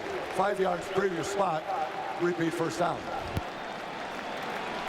You know, telestrator only goes up to 14 now. If there were 15, I could have done that. So Cousins with a heads-up play, and the Irish defense, they get their heralded freshman linebacker Manti Te'o onto the field here. And again, a mix-up in the defense. They have a late man running off the Irish. First down and 5. Short drop and a toss to Cunningham. B.J. Cunningham. Well, that's a nice design when you have a linebacker, Scott Smith, chasing the wide receiver. Yeah, Scott Smith got him, but not until he'd gained 11 yards. Yeah, and the Spartans come right back after the Notre Dame field goal, marching down with 2.5 and counting. Would you say Michigan State kind of weathered that early storm? Yeah. It looked like Notre Dame was going to score a touchdown every time they touched the ball, but a couple of penalties got Notre Dame's way, and the Spartans have kind of responded.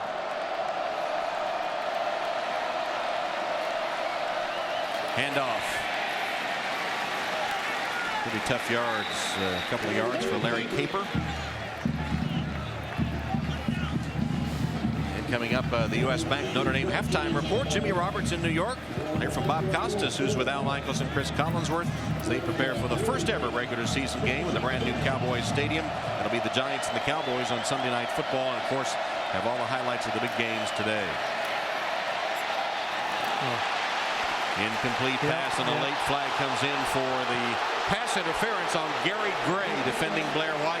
Yeah, Gary Gray got his left hand on the back of the receiver. Right hand kind of knocked it away, but it was the left hand of Gary Gray that caused the interference. Blair White, yeah, he kind of hooked him too. Yep. That's a good call. Gary Gray, the junior from Columbia, South Carolina. I like what Blair White told us about his quarterback, Kirk Cousins, this week when we met with him. He says, you know, he's got character, charisma, and he communicates really well. And those two have something special between them. Yes, they do, and both excellent students. Meanwhile, that's the 6th penalty against Notre Dame. They had 9 costly miscues against the Wolverines last week, and they're headed in the same direction. From the 26, first down, Spartans. Cousins hit as he throws. Another flag is down. Oh boy, I'll tell you, Mark Dell did a great job of preventing an interception there. Yeah, Darren Walls had dead aim on it, but yeah. You know, the blitz caused Cousins not to be able to get enough juice on it. It's going to be holding against Michigan State. But I'll tell you, Mark Dell did a great job. Sometimes the offensive holding, 64 offense, 10 yards previous spot. Moss. Repeat Sometimes first down. the offensive player has to play defensively. Up at the top, number 2. See, Darren Walls is going to step right in front of that. And a terrific job by Dell to keep it away from him. He may have scored, actually. It was over down that sideline. Could have gone by all the way down the sideline. Instead, it's first down and 20 now after the penalty from the Irish 36. Wide open, and the pass is caught by Cunningham. And Cunningham gets a big chunk of that yardage back with 1:30 on the clock. Yeah, you know, Cunningham is a guy, interesting guy for the Spartans. A guy who really played high school basketball, only played football his last 2 years, and still really learning how to become a wide receiver, but kind of felt that soft spot there. Did a good job. 2 guys covering Mark Dell. He got 11 yards of it back, setting up a 2nd and 9.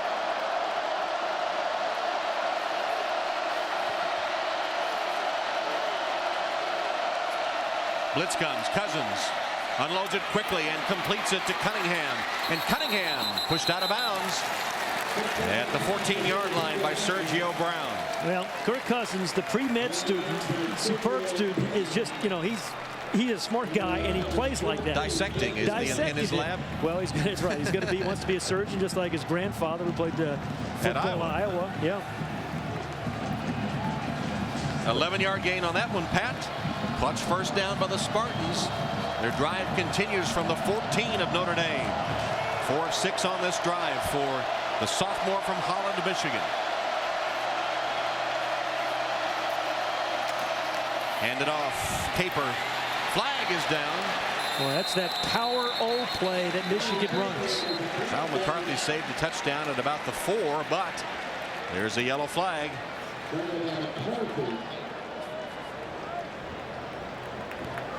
Personal foul, face mask, 89 defense, half the distance to the goal line from the end of the run. Cameron First down. More. Yeah. He's the guy that made that hustle play on the fumble. Remember, just a few moments ago. That's 7 first-half penalties against the Irish. Yeah, there it is. No doubt about it. But I tell you, that power O that Michigan State likes to run, they've run it, I don't know, 60 times so far this year. They picked up 8 yards plus the penalty on that run. Here they are in the I formation. First and goal from the 2. Caper hit, drives into the end zone for the Spartan touchdown. Okay, give Mark D'Antonio and his team some credit, because it looked like early on, boy, it was going to be a big wipeout, but they just kind of hung in there, got some help with some penalties, and then Kirk Cousins and Keith Nickel have kind of led their team to a 16-16 tie. And the extra point upcoming. Remember, Tausch missed an extra point. So Swenson can give the Spartans the lead. And he does. He's only missed 1 point after touchdown in his career. Just a powerful inside run. And the first lead today for the Spartans. You're right, Tom. And when you get down here, it just has to be a determined run. Again, Joel Friedman, the left guard, kind of pulls around for him, pulls around, kind of clears the way for him. Center does a nice job. Stepek. And then it's done the rest by Caper himself. So we've seen an onside kick executed well. They've done a lot of things well defensively after kind of getting their bearings. And we talked about which team would be able to recover from last week, those tough emotional losses. And if you pile onto that the success Notre Dame had early, Michigan State had every reason in the world to hang their head, and they have not. Take a look at our Coke Zero scoring summary. 9 plays, 81 yards, covered just over 2 minutes. It was a beautiful drive, aided and abetted by Notre Dame penalties. Swenson will kick it off to Riddick.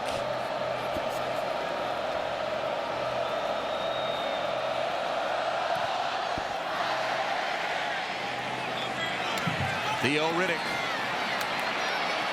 Oh, what a nice special teams tackle. Yeah, that was 40, Roderick Jenrette. Jenrette with the tackle, the junior from Tampa, Florida. And we were told that he's kind of a headhunter on kickoff team. I'm not sure what this scramble is about. It's Notre Dame's ball is a signal. I guess the ball may have come loose.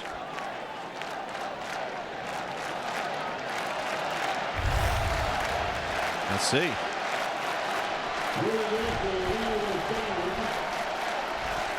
Will Brown can't cause a fumble. Routine did come out. What a play by Jenrette. Yeah. So less than a minute now. First down, 24-yard line of Notre Dame. Jimmy Clausen still in there. I think I saw Michigan State signal a timeout.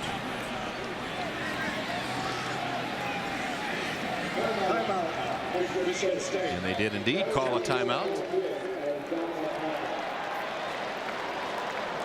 Notre Dame with 1 timeout remaining and 55 seconds. Tom, I'm still scratching my head on that play to Michael Floyd down the end zone, which they took a long look at. I think this is a touchdown. Has possession there.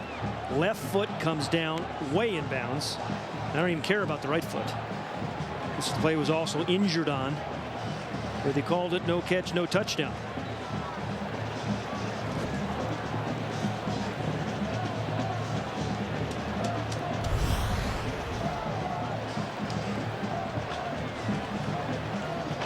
And here's Leo Riddick on the fumble.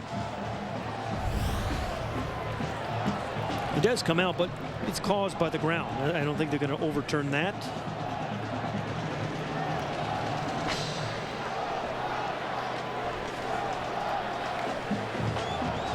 Was recovered by Michigan State. Andre Buford.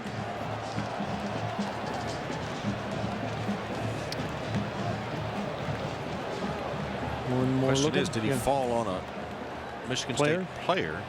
I don't think so. After further review, the play on the field is confirmed. The runner was down before he fumbled it. Michigan State has charged a timeout. Yep, runner down before the fumble. Okay, well, they started out in a two-minute offense, right? That's the way the game Notre Dame started. Well, Jimmy Clausen finds himself exactly in that kind of situation. And they had great success. Although they had an empty backfield most of the time, this time they'll have Armando Allen. And they had Michael Floyd, too. Yep, they don't have him now. He's injured, went to the locker room.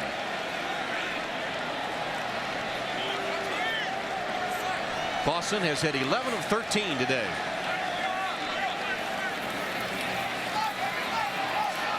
Steps up, whips it out, complete for a short gain to Kamara. He's wrestled down. Good coverage by Jeremy Ware. And the clock continues to tick. Irish with one timeout left. I'll tell you, we started the show by talking about the Notre Dame wide receivers, but the Michigan State defense, Pat Narduzzi's defense, have done a pretty good job against Tate and Floyd when he was in the game. Clausen steps up, scrambles, dives to the 35-yard line. It will be a first down, I believe, depending on the spot of the football. Yeah, it is a first down. Go look at Clausen limping away. That's what you don't want him to do, is have to scramble like that. Timeout, Notre Dame.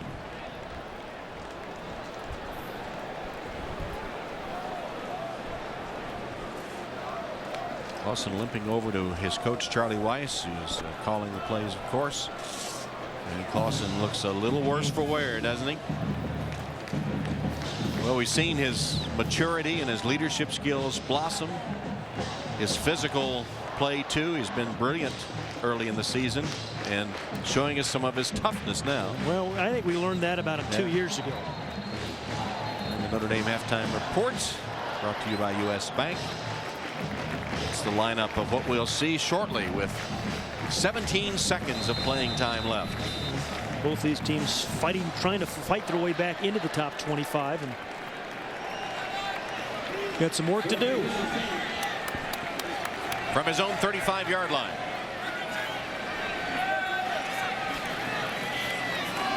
Draw play, handoff to Armando Allen. Allen will have a first down, which will stop the clock. Well, they really have to get down to about the 25-yard line to give Tausch a legitimate shot. Clausen will spike the ball here, no doubt.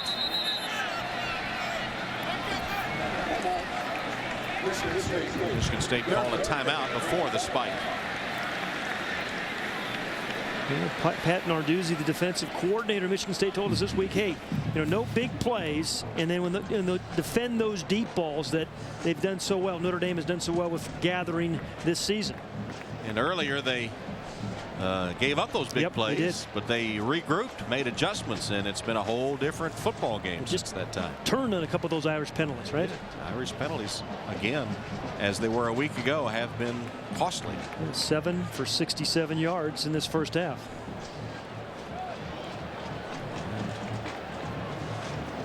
And 7 penalties, 67 yards after committing 9 against Michigan last week. Back to Jimmy Clausen's injury, which I saw him grimacing there on the sideline just a moment ago. An inside blitz by Eric Gordon. And the first sack given up by the Irish this season. Jimmy wasn't sure how to get down, how to avoid Eric Gordon. And Dane Christ is in, and Clausen's going to get an early trip to the locker room. So Dane Christ, just 10 seconds left.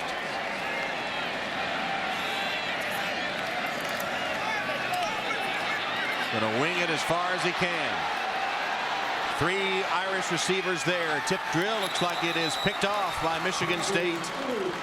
Intercepted by Trenton Robinson on the final play of the first half. So the Hail Mary pass intercepted by Trenton Robinson to bring the first half to a close, with Michigan State leading Notre Dame by 1, 17-16, as we go down to Alex. Charlie, you challenged the play that appeared to be a touchdown. It was called an incomplete pass. What did you see on that play? Well, his foot was in bounds, but I guess they must have thought he was bobbling it. You know, I saw his foot come, well, what I thought his foot come down in bounds. So that's why I challenged the call. Penalties have killed you in this first half. What do you make of the penalties? Well, I mean, penalties are the back-to-back personal foul calls killed us, but what really killed us was a ball, when we had ball handling down there on the goal line, when we got the ball, you know, on the central line at the time. We can't make mistakes like that. 2 of your stars appear to be fairly seriously injured. How does your play calling change with Jimmy's toe injury? Well, I can't hang him out to dry and just, spread him out all over the place. But we got to do what we got to do to win the game right now. We're down by 1. All right, Charlie, thank you. All right, they are down by 1. Great comeback by the Spartans, who took the momentum away from Notre Dame late in that first half. Don't forget the halftime performances of the Notre Dame and Michigan State bands can be seen on NBCSports.com. Time now, though, for the U.S. Bank Notre Dame halftime report. And for that, let's go to New York and Jimmy Roberts.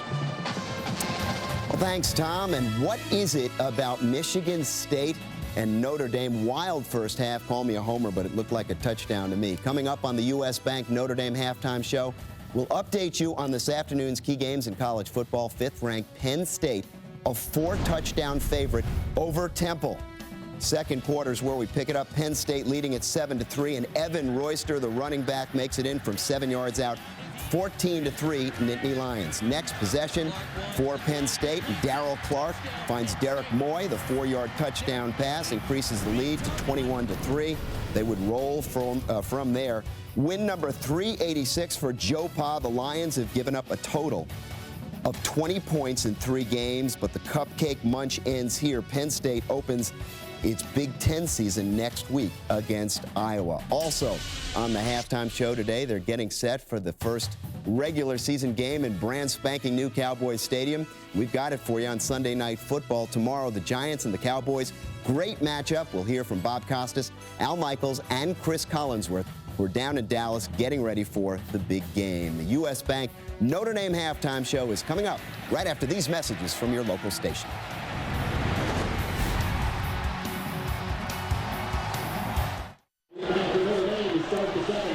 Start the third quarter at Notre Dame Stadium with Michigan State leading the Irish 17-16. And we'll take a look at our Coke Zero first half stats. Remember, Notre Dame on their first 2 possessions scored touchdowns, averaged over 15 yards a play, but boy, did that ever turn around. After that time, Michigan State got their defense regrouped, held the Irish to only a field goal and an average of 3.4 yards per play. So 2 different tenors of the first half. Swenson's kick is taken by Gallup. Barry Gallup Jr. had a nice return against Michigan. Comes to the 30-yard line on this possession. And we'll see if Jimmy Clausen comes back out. Remember, with that injured toe, and yes, he is making his way onto the field. And not with the best gait either. 12 of 14 he's had so far today. He's had a brilliant game, 139 yards in the first half. Had a brilliant season thus far. First down, Irish from the 30-yard line.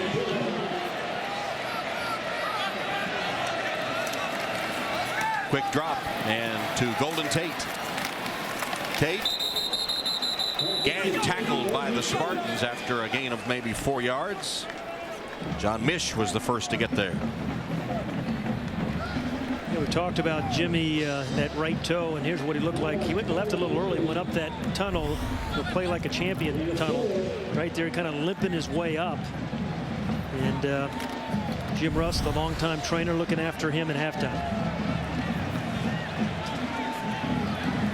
This time they line up in the Wildcat formation on second down. Tate in motion. Allen fakes to him and keeps. And he will be about a yard short of a first down. Expect to see more of the Wildcat with Clausen hobbling. It's going to be interesting, their offensive coordinator and head coach, Charlie Weiss, how he kind of tries to manufacture plays. I mean, Charlie Weiss is an aggressive play caller, but right now he's got a quarterback that's injured, and so you may see some more Wildcat. We've seen him more under center already than we did those opening drives in the first half. Hasn't really been in shotgun much since he injured that right toe. So third down and 1. Allen is the setback. Clausen's under center, keeps it on a quarterback sneak. I'm not sure they want to have him take that pounding, but he picks up the first down. And of course, the big controversial play in the first half was Michael Floyd. Was he in or out for a touchdown? You talked to the replay officials at halftime. Yeah, I went into the replay official booth, talked to the Big East official, said, hey, there's a continuous catch rule. He must have the ball, possess the ball when he goes down. I still think, Tom, in either case, it was a touchdown. I don't think that ball comes out until he's already hit the ground. He's already flat on his back before it comes out. Yeah, I thought it was a touchdown earlier, but even if you listen to the logic, I still believe it was a touch. Clausen with a play action fake and all day to throw. Looking for Tate downfield. He has it. Golden Tate. Touchdown. No, out of bounds. Out of bounds at the 5. Yeah, limping Jimmy Clausen just heaves this one to Golden Tate. At the top of the show, we said Michael Floyd and Golden Tate are a little bit different. Golden Tate really good after the catch. Golden Tate is a high school running back. Number 23, the inside receiver, just run a long, deep crossing route. Saying, throw me the ball. Pretty good coverage there by Robinson. Gets knocked out at the 4-yard line. But boy, he's so good after the catch. It surprises. We said he dropped 2 balls last week, which is very uncharacteristic of him. So first and goal, Irish from the 5 of Michigan State. Hand off to Allen. Hit in the backfield and stopped at the line of scrimmage. On Michigan. And Eric Gordon as well. Colin Neely got a piece of it. So it'll be second down and goal for Notre Dame. That's the sort of play they had success with early on when they scored on their first 2 possessions. Michigan State was able to stop that. You got the Wildcat again now. Again, you're going to see more. There's Jimmy Clausen down here. You rightfully pointed out with an Indian quarterback, maybe we see more of this. Allen going to pass for the touchdown. Robbie Paris. We're talking about manufacturing big plays when your quarterback is hurt. Charlie Weiss said that, we run this Wildcat for over a year. So we have, in his terms, a bunch of plays. First pass we've seen, and it's a touchdown pass. On the right side, just kind of a little bump and then run by Robbie Paris. Good call, good execution, and Wildcat is here to stay at Notre Dame. And Tausch with the extra point, good. And Notre Dame has regained the lead. Jimmy Clausen's pass to Golden Tate set it up. Boy, is that a good throw? And then Armando Allen with a pass to Paris. Notre Dame football brought to you by Coke Zero.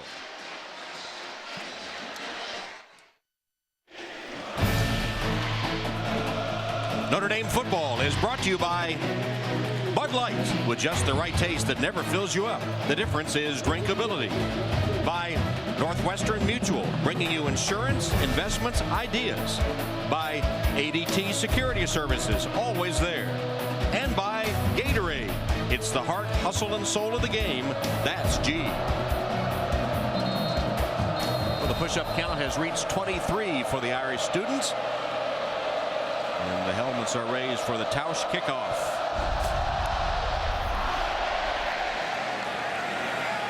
Glenn Winston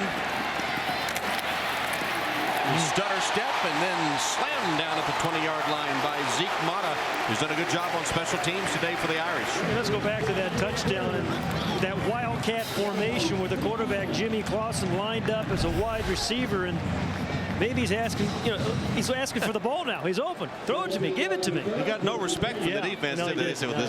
They're not going to double cover him, but happy that his teammate threw a touchdown pass to put him up 23-17. Talking it over with Dane Christ on the sideline. So now it's the Spartans' turn to respond as the Irish regain the lead. They'll start from their own 20-yard line. The quarterback is Kirk Cousins. No, excuse me, it is Keith Nichol. So Nichol starts the second half. Hand to Larry Caper. Caper slammed down at the 25-yard line by Ethan Johnson as we check in with Alex. Hey, Tom, well, we had thought coming into this game that Kirk Cousins was going to be the starter. Of course, he did start, but Mark D'Antonio told me at the half that he saw some opportunity in this game where he could rotate his quarterbacks and kind of seize the moment. He told me that he will continue doing that throughout this game where he sees opportunity. Of course, both of these quarterbacks very aware that they are fighting for the starting job and can lose it at any moment. All right, so Cousins on the sideline with a chart. Keith Nichol is under center.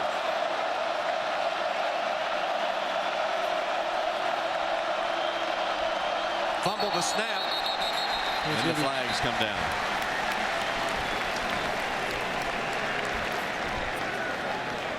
We talked to the coaching staff about Keith Illegal Nichol. snap. Offense, number 66. 5 yards. Down remains center. Second. John Stepek. But Keith Nichol, he was locked into that quarterback battle with Cousins in the first two games. The ball comes up a little early, and they played about equal time those first two games. And but this is a little bit different. They were expecting Cousins really to go most of the way today.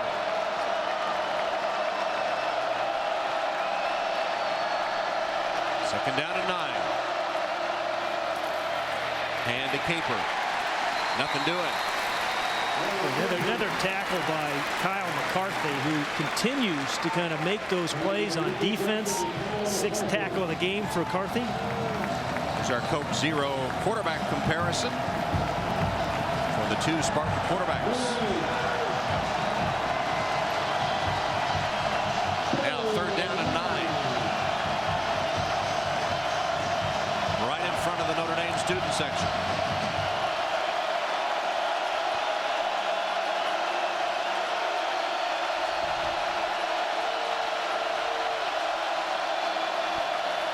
Nichol had to get rid of it early, and it's incomplete. Pressure coming from Notre Dame. Kerry Neal. In the form of Kerry Neal. Yeah, you're right. Pressure is one way to make your quarterback uncomfortable in the pocket. And although Kerry Neal didn't get the sack, it was nearly as good. And Kerry Neal has really kind of lost the starting job to John Ryan, but kind of the rotating people, as you were talking about, rotating more and more defensive players. Aaron Bates will punt on 4th down.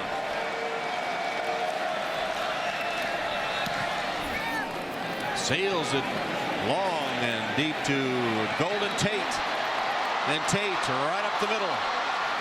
Nice return as he crosses midfield into Spartan territory. Punt boom 51 yards, but then Tate brought it back 23. Good field position. Danny Fortner with a special teams tackle. Irish ball when we come back.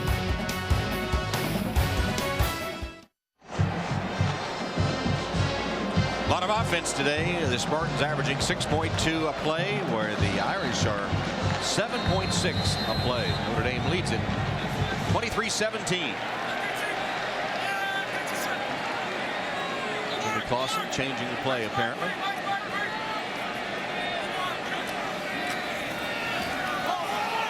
And going for Paris as we go down to Alex. Hey, Tom, well, Michael Floyd, we saw him injure himself in the first half on that controversial play. I wasn't sure if it was his shoulder or his collarbone that they were working on. I have been able to confirm, though, with Notre Dame that Michael Floyd has broken his collarbone. So a big, big blow, Tom and Pat, for Michael Floyd and the Notre Dame Irish offense. Yeah, huge. Indeed. I've had a couple of those over the year. Over the years, you do not come back in a week or two with a broken collarbone. Second down and 10 to Armando Allen. Breaks free up the middle and gets about 8 yards to the 40-yard line of the Spartans. Tackled there by Trenton Robinson, first to hit him. So sobering news for the Irish. Their outstanding sophomore receiver Michael Floyd with a broken collarbone today, and Jimmy Clausen hobbling with an injured toe. And how important is he to the Irish offense? There's a pretty graphic explanation of just that from last season, and he's even better this season.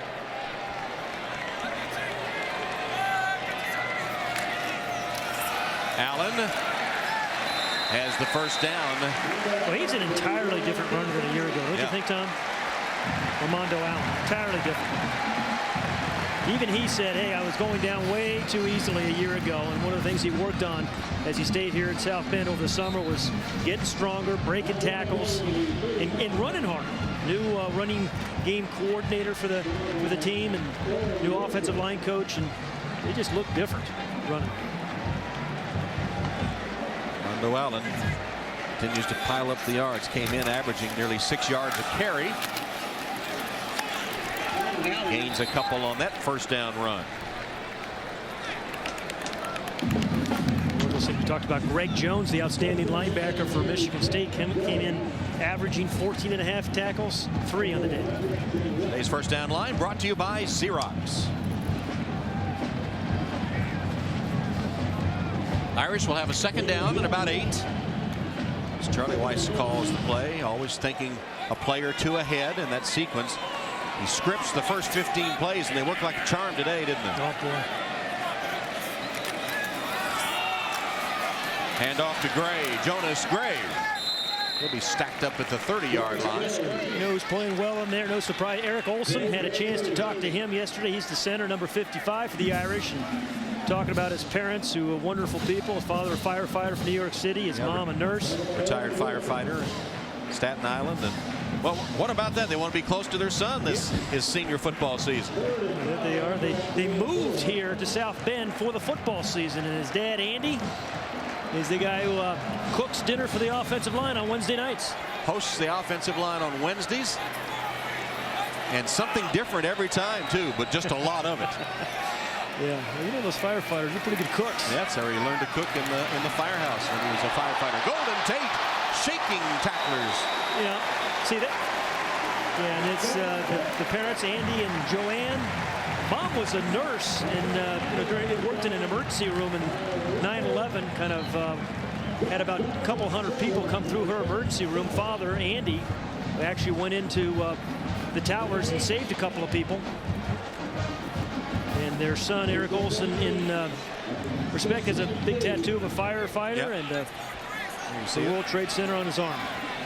Spoke to the luncheon yesterday with about 1,200 people or so there. He's all dressed up in suit and tie as we talked to him. Not much there for Jonas Gray. Tackled by Denson.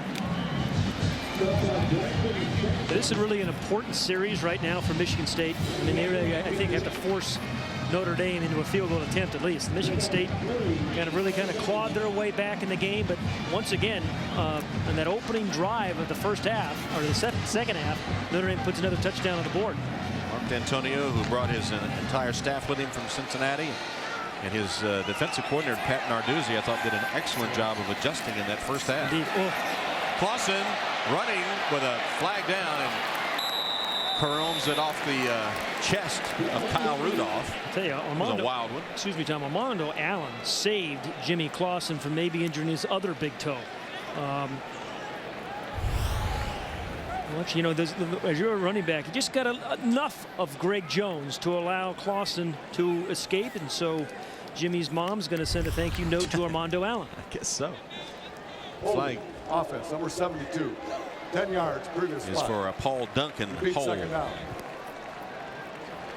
You can see Jimmy, he's still limping around. He is, but he's passed for over 200 yards, 15 of 18, hitting 83%. Remember, he had one dropped, and then the one no touchdown call as well. So that would be about what, 93%, 94%. Did that in your head, did you? Yeah, he just carried the one. Second down, 17. Clausen heaves for the end zone. Tate dropped it. Dropped 2 last week. Really uncharacteristic. Last year we did not see Golden Tate drop a ball. Dropped 2 touchdowns against Michigan. Normally his hands are so strong, Yeah. they just clamp on and like a vice. It's, again, perfect throw. Yeah. Clausen, boy, Yeah. he is just so accurate this year.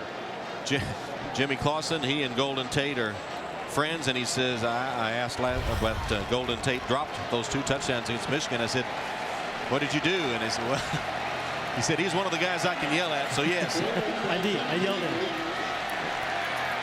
Like a coach, he has to determine who he can yell at and who needs a little pat on the back. Tate gets the yells. That throw was off the money, intended for Allen.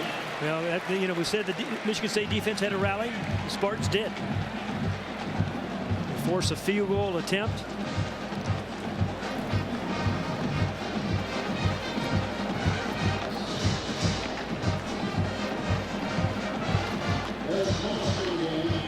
So Nick Tausch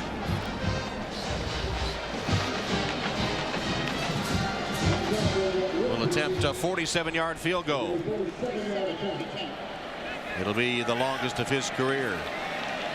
42 yards the freshman hit earlier. Tausch sends it up, and it is good.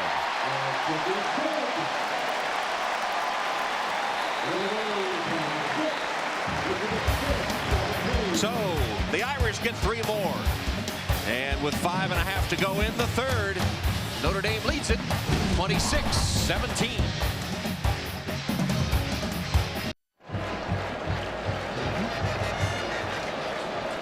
Back at the University of Notre Dame, that's the Golden Dome, the famed Golden Dome of the administration building here. The Irish leading Michigan State 26-17. 2 teams trying to rebound from upset losses a week ago. Michigan State led by 1 at halftime. The Irish have taken command so far here in the third with 5.5 left. Glenn Winston bounced off a tackler and got it back to the 30-yard line. Scott Smith was the first to hit him. Well, it all comes down to this. Will Tiger reclaim the title of FedEx Cup champion? Don't miss the finale of the PGA Tour playoffs for the FedEx Cup with the Tour Championship, presented by Coca-Cola, next Saturday, 2 Eastern, here on NBC. Tiger putting great again. Is there more of a favorite in sports today than Tiger Woods? No, I'll tell you what, and throughout the world, people know him, don't they? Yeah, absolutely. Maybe the most famous athlete in all the world, despite all the soccer interest and everything else in other parts of the world. Kirk Cousins scrambling free and then took a tough hit right to the midsection at about the 34-yard line from who else? Yeah. Kyle McCarthy. How many is that for him now? That's 5 solo tackles by Kyle McCarthy. You know, Kyle McCarthy's had an interception in the first 2 ball games as well, and we had a chance to talk to Kyle a couple weeks ago, and he was saying, you know, I wasn't highly recruited, but I think I've done things right. I went to class, I graduated, I worked hard, played some special teams, became a starter, and now a captain. Has his finance degree from Notre Dame. As you see some of the other scores with the Gators with a big lead on the balls. Kind of a draw play handoff to Winston.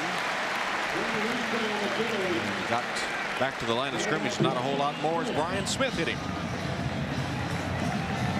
We're going to see Washington 10-10 in the 4th quarter. Steve Sarkisian, we're going to see him in a couple weeks. New head coach at Washington. It's kind of changed the attitude around up there. Yep. Big 3rd down for the Spartans right now. Coaching against his former staff. So the Spartans facing a 3rd down and 7.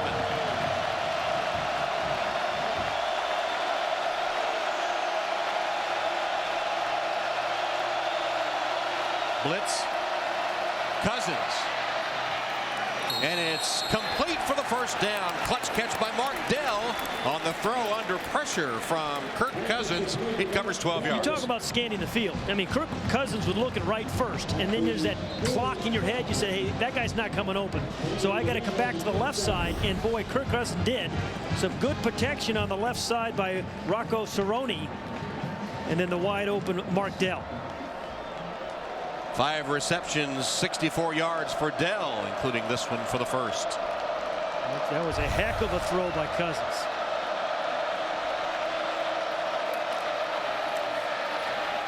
First down, he has a man wide open. It's Gant, the tight end, who's all the way to the Notre Dame 30-yard line. 24 yards. We talked how the Michigan State Spartans like to use their tight ends. Gant can get deep, had an 82-yard catch a year ago, but right up the seam, playing the double coverage outside, leaves your tight end with a chance to work the middle. And indeed, Gant did just that. He dropped one a little bit earlier that was close to being a touchdown, but hung onto that one. First down, Michigan State. Larry Caper. It's a pretty good hard run by Larry Caper. Kept churning away, didn't he? Freshman who studies YouTube videos of Adrian Peterson. Pretty good object to study. From Battle Creek Central High School, Prep All-American and All-State there. Had a record 4,226 yards in his high school career. He's a true freshman from Battle Creek. Powerful guy at 215 pounds.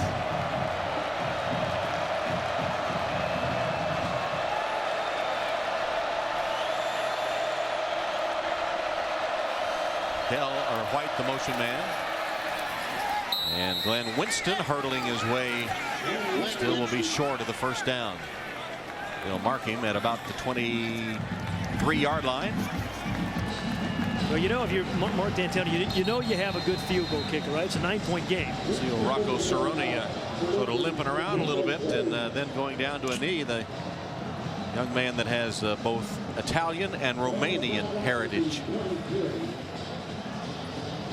That's actually Foreman that went down to a knee, but Rocco was limping around too.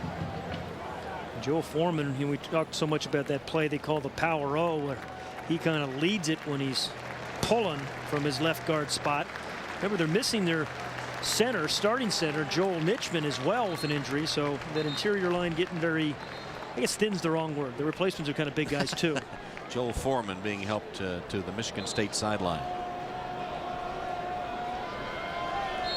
I was just going to say, if you're quarterbacking, you think about, hey, the situation here, 9-point game, right? Still in the third quarter. Just don't get sacked.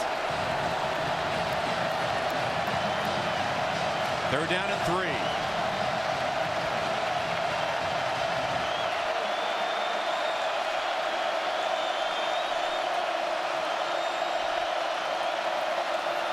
Cousins' pass is caught, and he got a block as well. And out of bounds inside the 10 is the tight end Brian Linthicum. Well, that's all 3 tight ends we've seen have caught a pass. Brian Linthicum, a transfer out of Charlottesville, Virginia, St. Anne's High School, small little high school there in Charlottesville. Transfer from Clemson. 16 yards, Pat. Yeah. Good little design. And Kirk Cousins, he is, you know, like Jimmy Clausen, both of these guys are really accurate. These guys aren't open by much. From the 7, first and goal.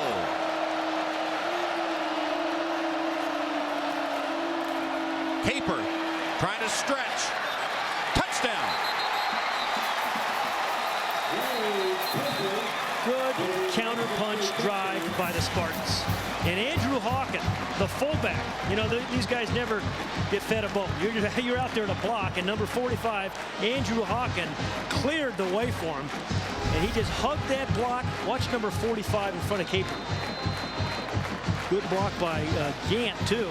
And he just kind of kicks the defensive back out and creates an easy lane for Larry Caper. Good drive. Swenson, the point after.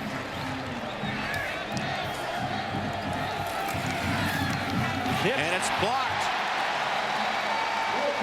Point after blocked. So Notre Dame missed one earlier. Now it evens up on the blocked point after by Ethan Johnson. 26-23.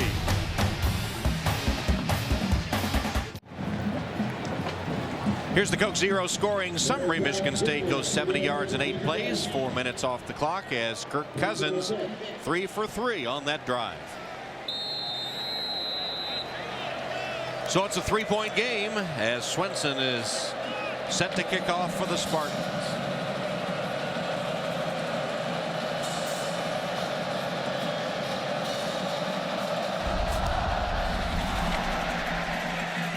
Good kickoff taken by Theo Riddick. Riddick with a head of steam. There's a penalty marker down as he advanced it to about the 35-yard line.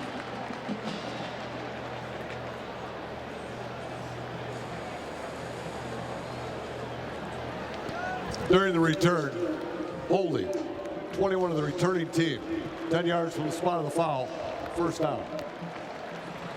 So Barry Gallup with the hold, huh? They returned so well last year. Yeah, there's the hook. Okay, dragging number 33 from the Spartans down. Right in front of the official. 9th penalty of the game by the Irish. Matches last week's. Yep. 1:16 to go, third quarter. They take over at the 17.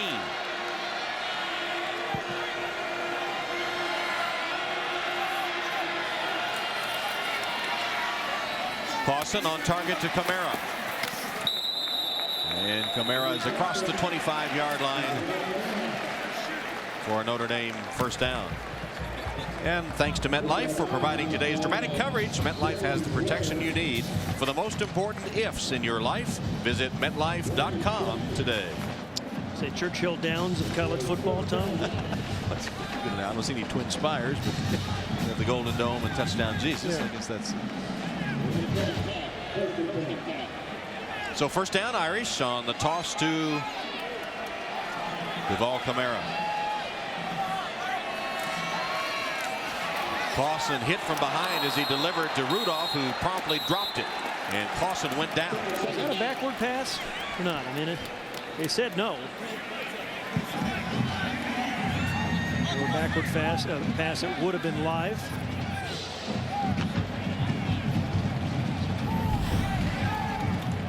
Jimmy did take another hit.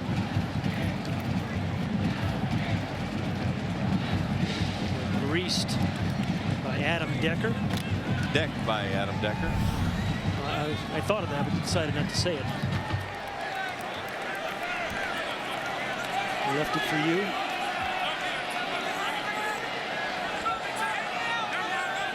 On 2nd and 10. Play action fake by Clausen. Hit again as he found Rudolph. Rudolph stopped 2 yards short of first down territory. Well, Kyle Rudolph now 5 catches on the day for Kyle. Once again, Jimmy Clausen takes a shot, and that time it's Greg Jones. Was it Jones? No, it was 43 Eric Gordon. Kyle Rudolph 5 catches for 82 yards today as the final seconds tick away for this third quarter.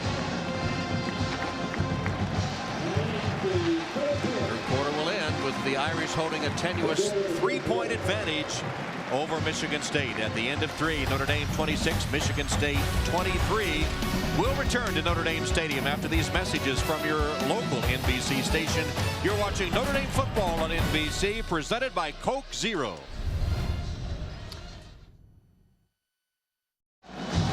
Here's our score by quarter, brought to you by Coke Zero. As we start the fourth, Notre Dame leading 26-23. Third down and 2 for the Irish.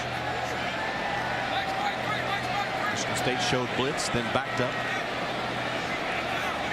Here they come. Hand off to Allen. Armando Allen hit hard and did pick up first down yardage, but Chris L. Rucker put a strong hit on him after he had gained first down territory. Solid. Sam Young, Trevor Robinson, right side of the offensive line, kind of doing their thing on third down. Even the tight end, Kyle Rudolph, who got chastised by Charlie Weiss after week 1 first blocking, threw a good block there. So the Irish first down, and the ball at the 39-yard line of Notre Dame.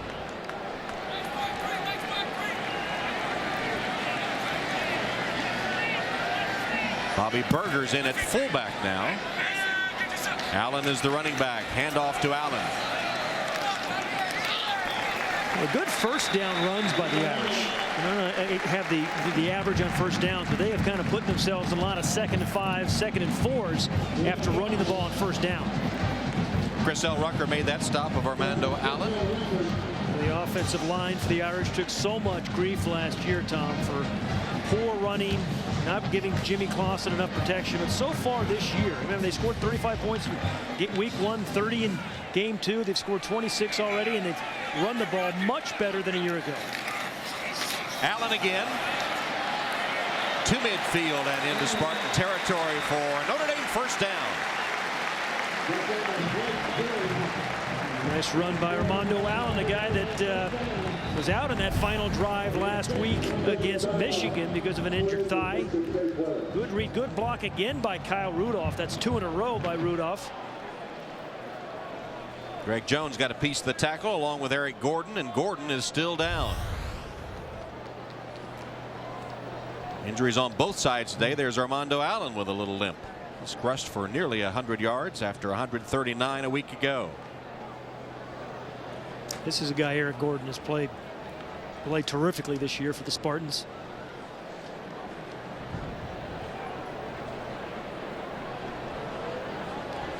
So as they tend to Eric Gordon, we'll take a timeout. Notre Dame leads by 3.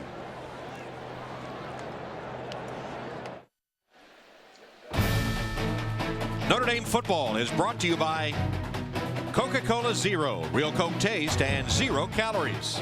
By Xerox, ready for real business. And by U.S. Bank. Since 1863, the dreams of millions have taken off with us. U.S. Bank. First down, Notre Dame, 49-yard line of Michigan State.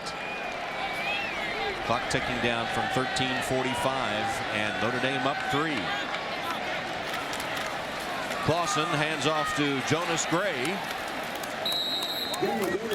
Gray gets a couple of tough yards. Armando Allen went to the sideline and was limping a little bit. There's Michael Floyd. Yeah, broke his collarbone, it's been reported. You saw Armando Allen, Jimmy Clausen with a bad big right toe. A lot of skilled position players got their bumps and bruises. You know, this breaks. This rivalry has a tradition of being a rock'em sock'em rivalry, and we've seen several players on both sides injured today. Blitz coming from the Spartans, and sack is Clausen by Gerald Worthy. Yeah, you know, Jimmy Clausen just is not quite as nimble in the pocket as he was before that injury. One of the things he's done a great job of this year, a la Tom Brady, that's what Charlie Weiss has had him work on, is kind of moving around the pocket, not trying to scramble, just kind of dodge a guy, they can get rid of the ball. But you know, Jarrell Worthy, and again, Jonas Gray, I think that's a second whiff by Jonas Gray, that time of Jarrell Worthy. Worthy, the redshirt freshman from Hubert Heights, Michigan, has 2.5 sacks now this season. Third down and long for the Irish. Clausen's in the shotgun. He has Allen back in the game. As Clausen hangs it up deep. Tate. Incomplete. Yeah, Rucker. Chris L. Rucker, who's had trouble defending the deep ball all season long. We were talking to Pat Narduzzi, the defensive coordinator, said he was shocked that he hadn't played better, but you can't cover it any better than that right there. Just the old, they call it 9 for a go route. And again, trying to match up Golden Tate against Chris L. Rucker, who's their boundary corner. Head turned, perfect timing. Beautiful. Didn't get any better than that. Moss punts on 4th down. Fair catch called and made by Martin, Keyshawn Martin. So 12 minutes left in this one. Notre Dame by 3. Now let's go to Jimmy Roberts in our New York studio for a Geico game break. Well, Tom, Cal is visiting Minnesota today, and Javid Best, an absolute caveman. 3rd straight game with at least 100 yards running the ball, but of greater significance, 5 rushing touchdowns. The first Bear in 88 years to do that. So Cal wins big, and Best puts himself front and center in the Heisman discussion, don't you think? Indeed, he has to be in the conversation. We saw some of his plays early in that game. He is pretty amazing. Charlie Gant catches that one from Kirk Cousins. Kyle McCarthy with another tackle. He's approaching double figures. Yep, Kyle McCarthy's had, again, another big defensive day. That's 6 of those solo, though. You know, they keep them separate, solos and assisted. And then we said he's not necessarily a punishing tackler, but the guys ultimately always go down. And sometimes it's the difference between a score or not. So you don't care if it's a form tackle as long as you get the job done. On 2nd and 4. Wow, right up the middle with a tough hit. Larry Caper was met at the line of scrimmage. Ian Williams hit him. It's the best we've seen Ian Williams play this year at nose tackle. And remember, the Irish were gashed up the middle a couple of times this year for the first 2 games. But right up the middle, number 95. He's going to fights off his guy, puts the stuff on him. Now, he's not playing as many snaps, Tom, so maybe that is part of the thing. More rested. 3rd down and 3. Kirk Cousins has hit his last 8 passes in a row.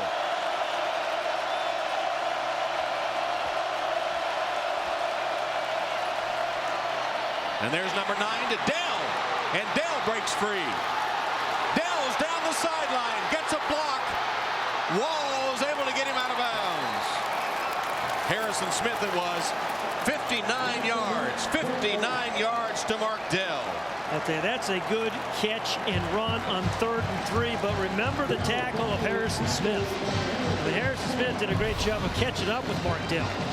Perfect read by Cousins. And you know, these slants, if you can get it out in front of the receiver, you have the chance of to run after the catch. So normally, sure, Kyle McCarthy missed him. But his old teammate Harrison Smith, you know, those hustle plays, you never know when a play like that can save the game. Well, Harrison Smith saved the touchdown for the moment, but the Spartans have it at the 22 with a 1st down. Winston. Well, you know, it gives their offensive line some love too, Tom. And we talked about Notre Dame's offensive line, but we had 2 guys who generally don't start at left guard and center playing now and opening some holes in that Irish defense right now. Alex? Hey, guys, well, on the left side of the ball, left guard Joel Foreman is sitting on the sidelines. The trainer's telling me that he's going to be out for a while with a sprained ankle. They're icing it right now. And as you guys said, the left side's so important because of the inexperience of the right. Yeah. Ethan Ruland in his place, Alex, and did a nice job the last play. From the eye, play action fake. Cousins goes for the end zone. And the catch made for the touchdown by Blair White. The reliable, dependable Blair White. Tom, there's room on every team for a guy like Blair White, right? I mean, you run precise routes, and if you're a quarterback, what great confidence you have in a guy like White. You throw it up there, and you just know he's going to come down with it, just like Clausen has with Tate and Floyd. Boy, Darren Wall's beaten on the inside move. Ran a little post corner. A terrific route and then catch by White. Cousins now has hit his last 10 passes in a row. That one for the score as Swenson will kick the extra point. And it is good. Well, Michigan State and Notre Dame playing for the Megaphone Trophy. And right now the shout out goes to the Spartans as they come back with a touchdown pass to Blair White. 9.5 left. Spartans by 4.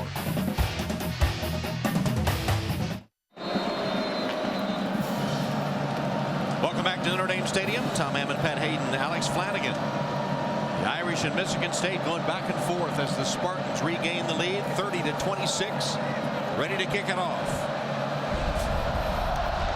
Swenson with a boot to Riddick. From the goal line, Theo Riddick. Lowered his head and was slammed to the turf at the 26-yard line by Greg Jones on special teams. And there's his defensive coordinator, Pat Narduzzi, who spent the first 3 quarters upstairs, but he told us he was planning to come to the sideline for the 4th quarter for his energy and passion to transmit to his players. And this was while we were away. He went and talked to all his defensive players. He's quite you never see offensive an emotional like guy. That, do you? No? So 1st down for Jimmy Clausen. Armando Allen. Another tough run for Allen that nets him about 3. 4-point game, 9 minutes left in this ball game. One of your leading receivers, Michael Floyd, out of the game. But boy, Kyle Rudolph and Golden Tate are some pretty good players to go to as well. And Armando Allen now has reached 100 yards rushing on 18 carries. An injured Spartan on the field. Another injury. As we said, this has been one of those games where they've fallen on both sides. You know, Mark D'Antonio said, hey, this is how it's Greg Jones. That's Greg Jones. Yeah. That could be very costly for Michigan State if he's not able to return, but he looks okay as he trots to the sideline. He'll have to go out for a play. Yes.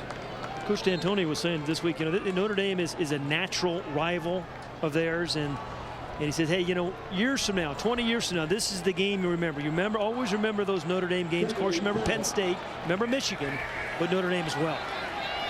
2nd down, 7. Blitz. Well, Duncan moved.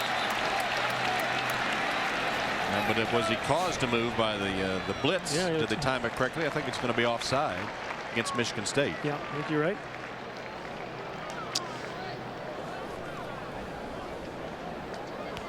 Offside. Defense, number 89. 5 yards. Down is second. Colin Neely calling for the penalty. Number 89, Colin Neely, unfortunately had a similar play last week at the end of the game when Central Michigan kicked a field goal that was no good because of the offsides. They got a second chance and they beat them 29-27. 8.5 remaining. Now 2nd down and 2.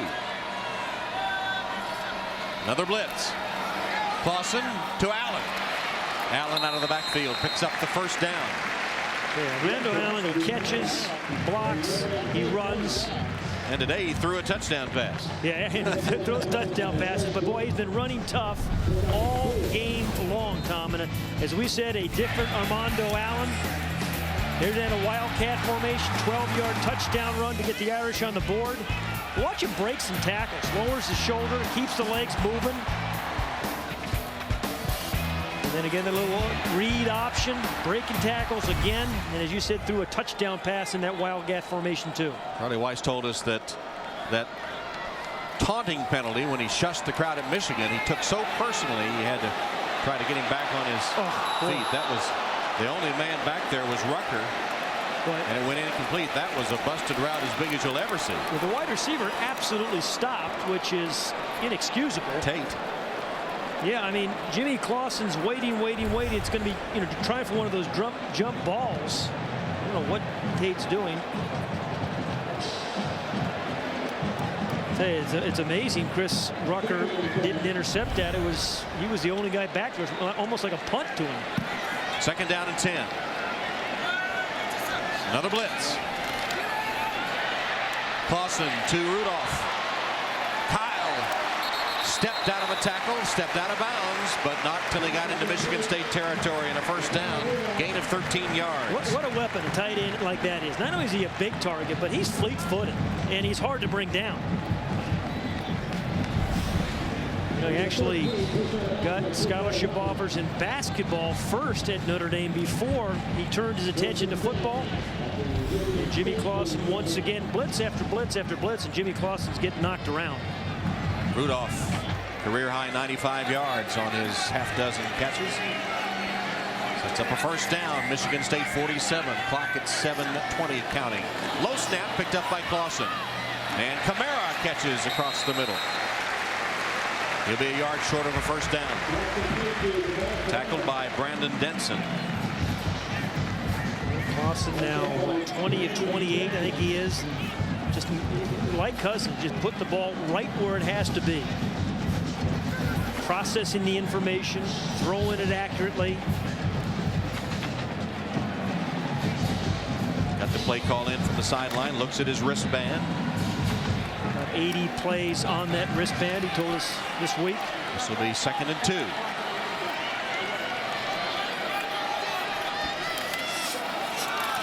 Almost lost the handoff to get it to Allen, but Allen picks up the 1st down. Just didn't quite get there in time with that bad toe, maybe, as Kevin Pickelman tackles Armando Allen, but another Irish first down. Well, the Irish doing a couple of good things. Is watching the missed handoff to Armando Allen. And Allen limping a bit. Yeah. You know, they're eating clock, Tom. A good block by Trevor Robinson as he comes around the corner. Kyle Rudolph doing his thing on it, defensive end. But they're eating clock and picking up first downs. You got to finish it off with a score, though, if you're going to eat up the clock. Down by 4. Blitz.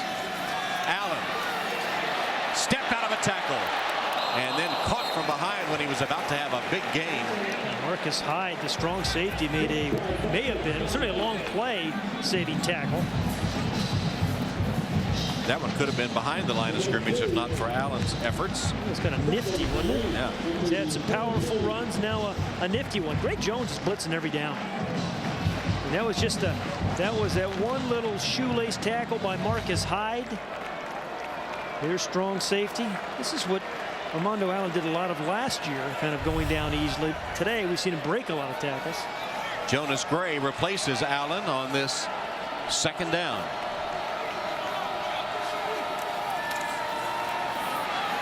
Going to the end zone. And the pass is caught by Tate. Touchdown.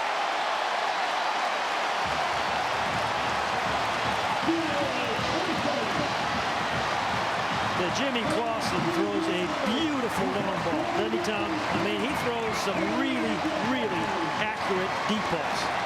We're just talking about those little 12-yard outs. He's throwing it right on the money, 40, 50 yards down the field. I think Charlie Weiss said that to us yesterday, didn't he? He said, you talk about arm strength now. They're going to review it. 33-yard touchdown strike to Golden Tate, who held on to this one. Corner blitz, Marcus Hyde, the strong safety on him. That's a pretty tough catch. A foot in. It looked like his right foot was in. He had possession to me. Let's see. Another look. Possession, right foot in. I don't think he was bobbling. I think he had it.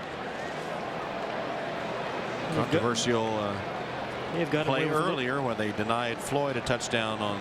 That's touch. That's touchdown. May have gotten away with a little push, though, Golden Tate. Well, that's also notice that Hyde didn't turn his head around to the ball. Yeah, well, he's a strong safety, not a corner. He's generally not used to making those kind of plays. Remember, it started with a corner blitz. After further review, the ruling on the field is confirmed. Touchdown. There you have it. Well, Clausen up to 282, 2 touchdowns, 21-29. And with a bad toe.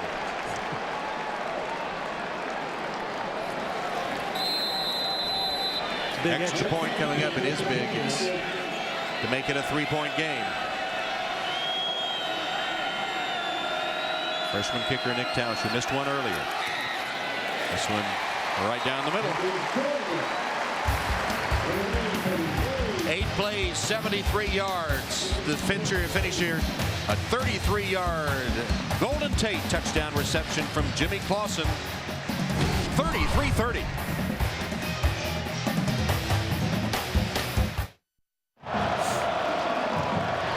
The lead has changed for the 4th time today as Notre Dame jockeys back on top 33-30.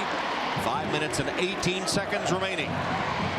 Michigan State, remember, has beaten Notre Dame 6 straight times here at Notre Dame Stadium.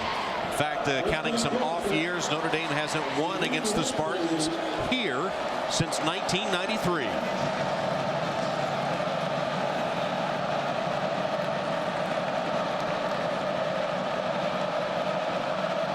Tausch with the kickoff. Winston.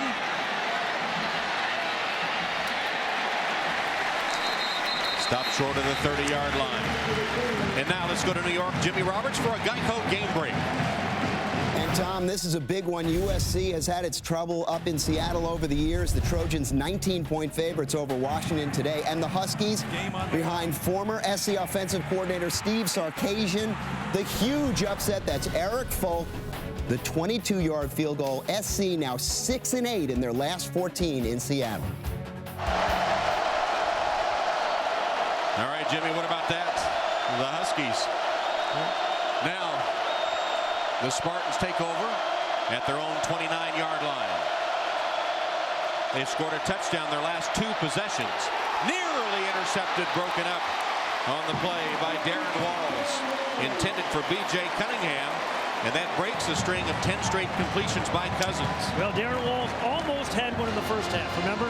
Almost had an interception there, but did a great job of recovering. He was beaten, but you talk about recovery speeds, number 2, the right part of the screen.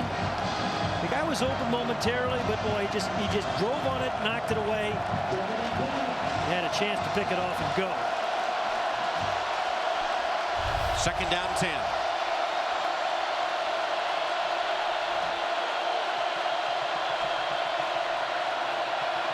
Cousins under pressure. His pass too tall and incomplete. Blanton was defending the tight end Linthicum. A good pass rush too by Ian Williams.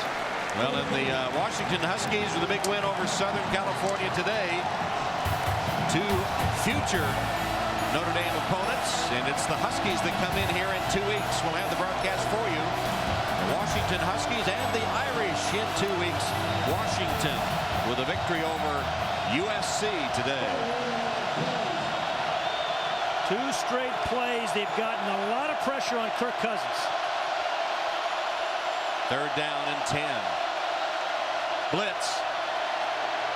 Cousins stands in. His pass is incomplete. Cunningham had it for a moment, but couldn't hold on.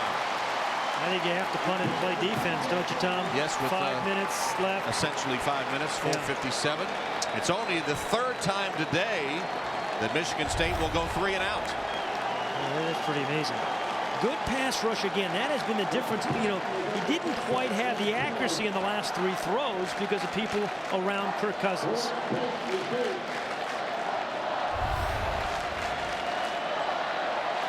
So Aaron Bates punts it to Golden Tate. Good punt. And Tate has to backpedal to the 20 and is immediately hit and downed. Good special teams coverage. Brandon Denson made the hit. A 51-yard punt with no return. Irish ball when we come back.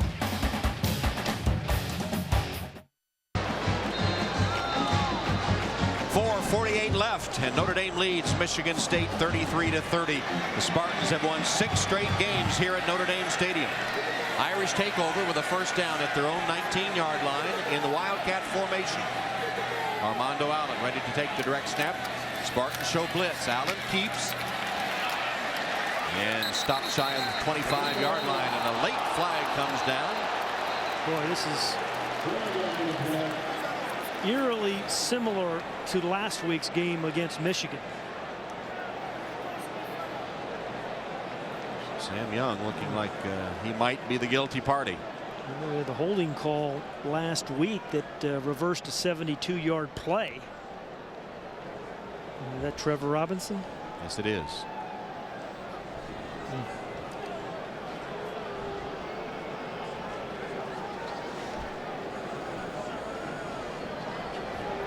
After the play, personal foul, 74 offense.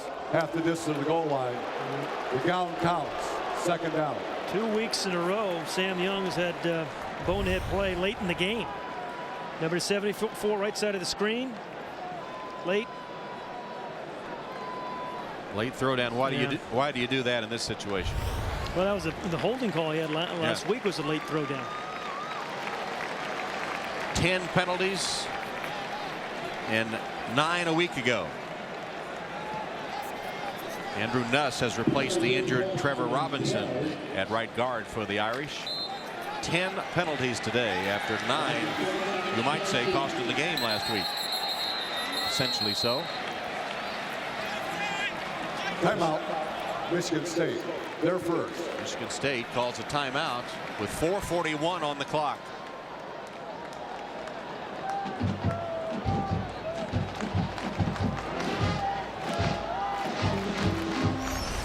Antonio discussing something with this Big Ten officiating crew as you see the other scores go by. So the penalty puts the ball all the way back to the 12-yard line. Irish in a hole with 4:41 left and clinging to a 3-point lead. Ed Narduzzi trying to dial up a couple of blitzes. They actually had some success getting after Jimmy Clausen this second half in terms of at least putting some heat on him. Well, last week, of course, the big controversy, Charlie Weiss calling the 2 pass plays late in the game instead of forcing Michigan to use their 2 timeouts. You can argue that both ways. I think so. And Charlie said that he wouldn't do anything differently in hindsight. So we'll see what he calls here with the 2nd down and 17 and the ball precariously at his own 12. Trevor Robinson came back in too, Tom, at right guard. Clausen's pass caught. Golden Tate. Oh, Tate with a huge move to get the first down. Well, part wide receiver, part running back. He was a high school running back, still has that capability. As we said at the very beginning of the broadcast, hard to bring down. 18 yards on this one. You know, Michael Floyd out with an injury. Here's your other guy. Rucker just kind of gets tripped up. I think he tripped over Tate's feet. But then he just broke the tackle of Roderick Jenrette.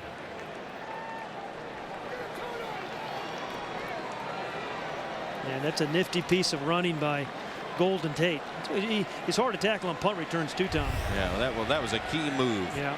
Here they go on the Wildcat. Allen knocked down by his own man. Tackled by Tate. Tate knocked him down as he went in motion. And Michigan State will take a timeout. You know, I like to use the timeouts on defense. You can stop the clock on offense, but you use your timeouts on defense. That's what Pat Narduzzi's doing. Jimmy Clausen now has reached 300 yards passing today. Set a record against Michigan last week with over 300 yards. Most ever by an opponent against the Wolverines.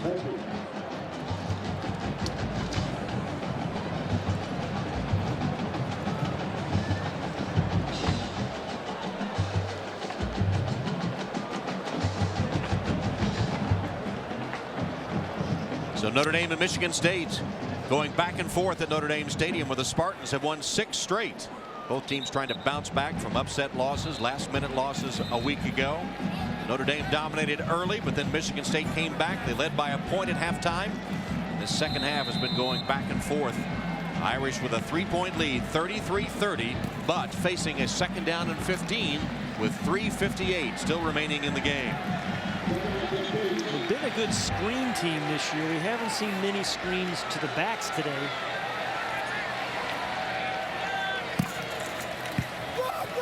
Handoff, Armando Allen. Allen with a pretty nice run. And the clock continues to roll. Spartans down to their final timeout. Greg Jones and Trenton Robinson combined on the stop. And for Pat Narduzzi's defense, this could be it. I mean, they're going to have to force some pressure on Clausen on this 3rd and 7 to force a punt. They've gotten some pretty good pressure by Greg Jones up the middle. Hadn't made a lot of tackles, but Greg Jones, for his defensive coordinator Narduzzi's done it up the gut. Here's 3rd down and 6. Clausen's in the shotgun. Blitz. Clausen's pass incomplete. Deflected perhaps as it was intended for John Goodman. And looked like pretty decent defense. Yeah, good defense again. Greg Jones forcing a little bit earlier throw by Clausen. And the coverage by Davis Clark. Well, he had to turn all the way around. Good coverage, though. Pressure inside. There's the blitz by Greg Jones, as we said, and also Mish. So Most with a punt and a flag down as the fair catch was made by Martin. Only 36 yards on the punt by Most, who only had 28 on the crucial one against Michigan last week.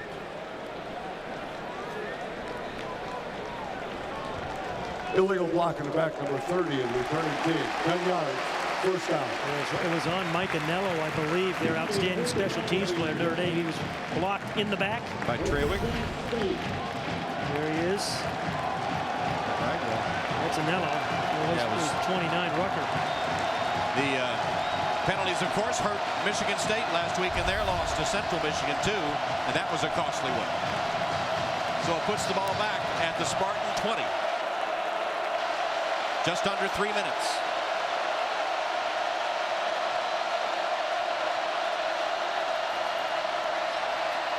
Kirk Cousins finds a man, a tight end right in the center of the defense, Brian Linthicum. 15-yard gain, first down, Michigan State. Blanton and Harrison Smith tried to get the ball away from the big guy, but they couldn't do it. Now they're thinking touchdown, but remember, they have an excellent kicker in Brent Swenson. Career long of 50 yards. Missed a 52-yarder earlier. Cunningham makes the catch short of the first down. We've seen Narduzzi for Michigan State as their defensive coordinator. John Tenuta, the defensive coordinator of the Irish, is a guy that's got to dial up some pressure on Kirk Cousins as well. And talking to John, this is the situation he relishes, trying to outthink his opposing offensive coaches.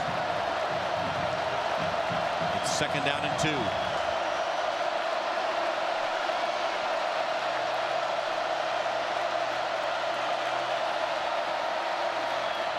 Pass is complete. That'll be a Spartan first down. Linthicum makes another grab. Good protection. The offensive line was a quick throw, but you know, Kirk Cousins had plenty of time in a good lane, throwing lane, to his tight end Linthicum.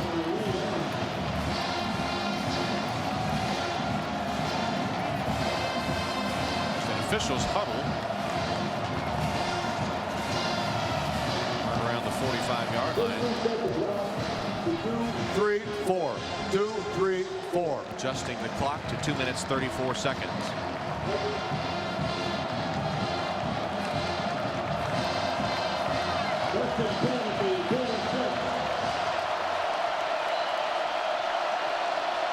Ball just at the 46-yard line. Cousins. Cunningham caught it. Taken down immediately, short of the first down. On the tackle, Ray Herring. 2:16 remaining. Remember, if they're going to thinking field goal, they have to get to about the 33, 30, or 30-yard line to give their kicker a decent chance. Kirk Cousins crossing route. It's complete, and a tackle broken. Cunningham breaks another. Finally collared close to the 30-yard line by Robert Blanton. That gains 16 yards. It's a Michigan State first down and in field goal range. And once again, Kirk Cousins throwing that slant route out in front of the receiver so he can run after the catch. Under 2 minutes. Cousins has hit his last 5. Pump once. Goes on the slant, intended for Cunningham, or intended for Dell, and incomplete.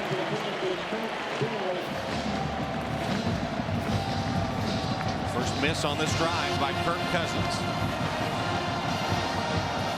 Clock stops at a minute 43.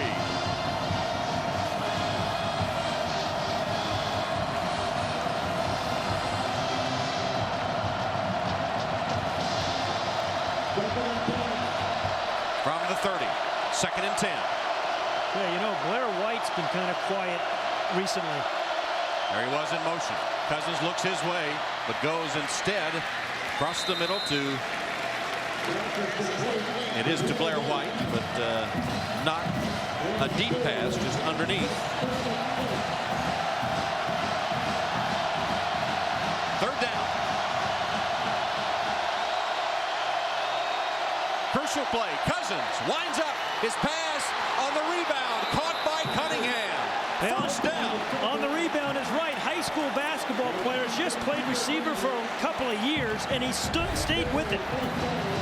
Well, and Kirk Cousins, is the presence in the pocket.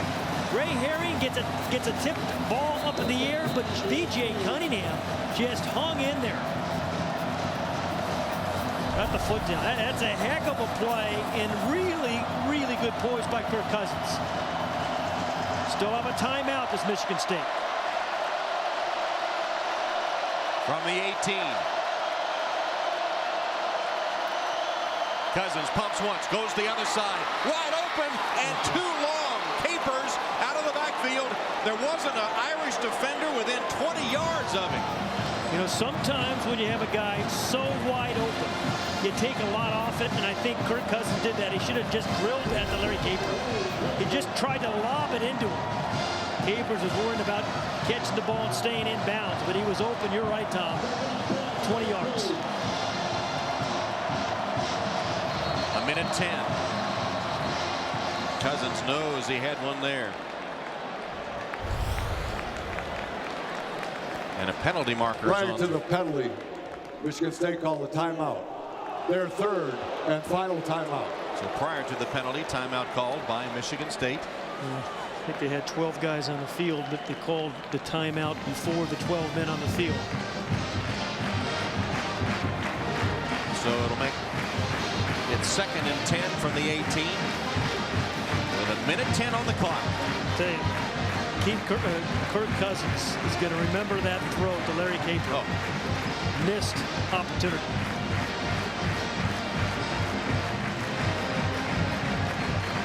You know, as much pressure as John Tenuta is bringing, and this Michigan State offensive line is doing a pretty good job of kind of keeping people away from Kirk Cousins. And the 2 new starters today in this offensive line for the Spartans. After the slow start, Tenuta's to bring some more pressure here. Good football game. Cousins has hit 7 of 9 on this drive, but missed the touchdown. Looking to redeem himself here. From the 18, 2nd down.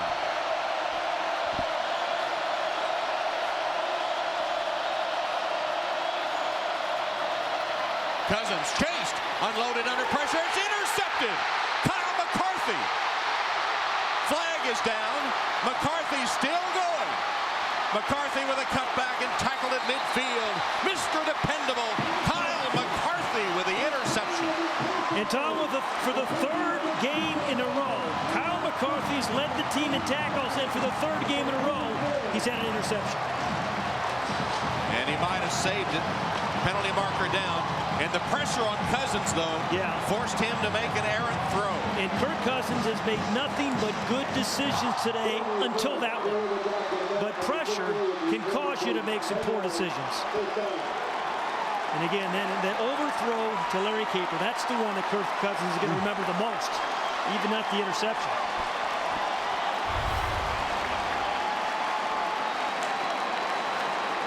Pressure by Darius Fleming.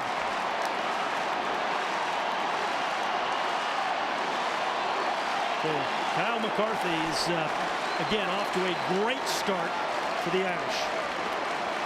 Looks right first. Comes back left, then he realizes I got to get rid of it. You know, you can't throw it like that. Threw it across his body. Yeah, late down the middle, and it usually leads to bad things. McCarthy with 2 pass breakups, 9 tackles, and now perhaps a game-saving interception. Michigan State can't stop the clock. Well, to remember how good their field goal kicker is. That's just one you have to know the situation of the game. You can't try to force it in that situation. And Jimmy Clausen, despite injuring his toe early in the game, has passed for 300 yards today, so including the Hawaii Bowl last year, he now has 4 straight 300-yard passing games. The first time a Notre Dame quarterback has ever done that.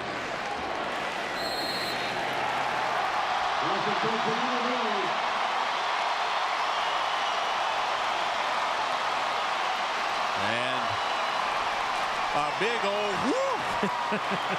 Sigh of relief from the Irish faithful. Man, what a good ball game. It was a good ball game. These 2 teams went toe-to-toe. And Notre Dame will come out on top and break that 6-game home losing streak to the Spartans. Yeah, remember they collapsed a couple times last year, the Irish did. Remember late in ball games, boy, just, you know, this is kind of a signature win in that sense for the Irish. See Kirk Cousins and Jimmy Clausen, the 2 opposing quarterbacks, as we go down to Alex. Guys, Charlie looking for somebody here, but we'll go ahead and ask him this question. Charlie, this one an awfully close one, eerily reminiscent of last week with a different outcome. Tell me what's going through your head the last 2 minutes. Well, when they got down there after, Ray almost intercepted that ball, and then they got that one, you say, oh no, not again. But Kyle came up and made the big play, which was great for us. Maybe that's the one that just gets you over the hump. How big of a monkey is off of your back? My back? I'm not worrying about me. I'm worrying about those kids. This win, though, on your top 10 list, it was important. I'm worrying about those kids in the corner over there, Alex. I'll tell you the truth. I'm not worrying about me. But, Charlie, this is a big win. You've lost to this team. It's a big win for Notre Dame, not a big win for Charlie Weiss. These kids fought their asses off. Excuse me. These kids fought their butts off. And, I'm just happy for him right now. This game doesn't come without a little bit of cost, though. I understand that Michael Floyd has a broken collarbone, and, of course, Jimmy injured as well. How does that hurt you guys? Well, Jimmy was okay. Jimmy's okay. Michael, that'll be a big loss. But that's what we're going to do. You got to bounce back. Somebody else has got to step in. All right, Charlie, we'll let you get to the alma mater. Thank you.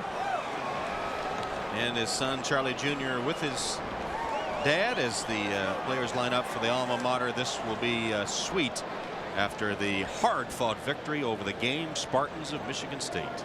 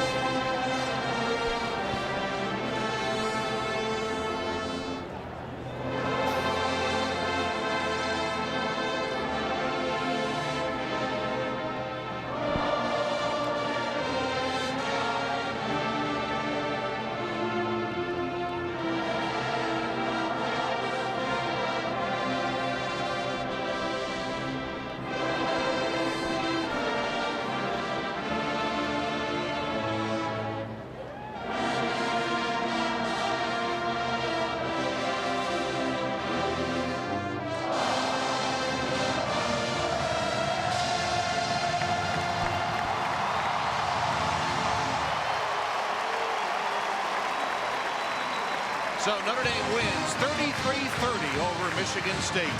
Jimmy Clausen passed for 300 yards. Armando Allen ran for 115. Golden Tate, 7 receptions for 127 yards. But it was Kyle McCarthy, really the heart and soul of this team in so many ways, that made the game-saving play. Yeah, Mr. Dependable, Kyle McCarthy. Again, third game in a row he's led the team in tackles. Third game in a row he's had an interception. And of course, that's our Coke Zero play of the game. And the pressure on Kirk Cousins causing him to make the Darius Fleming. Yeah, Darius Fleming. And, defense didn't play their best game, but, boy, they were opportune at the right moments. John Tenuta got dialed up that at the right moment. Of course, a costly victory in that Michael Floyd suffered a broken collarbone, but the Irish pull one out against Michigan State, 33-30. Be sure to go to NBCSports.com right now for Notre Dame postgame coverage, including live press conferences. And don't forget, in 2 weeks, the Washington Huskies, winners over USC today, pay a visit to Notre Dame Stadium at 3:30 Eastern on NBC. Tonight, starting at 8, 7 Central, it's The Office, followed by Community, Law & Order, and Law & Order SVU. That's all tonight on NBC. 33-30, the Irish. For Pat Hayden and Alex Flanagan, this is Tom Hammond saying so long from Notre Dame Stadium.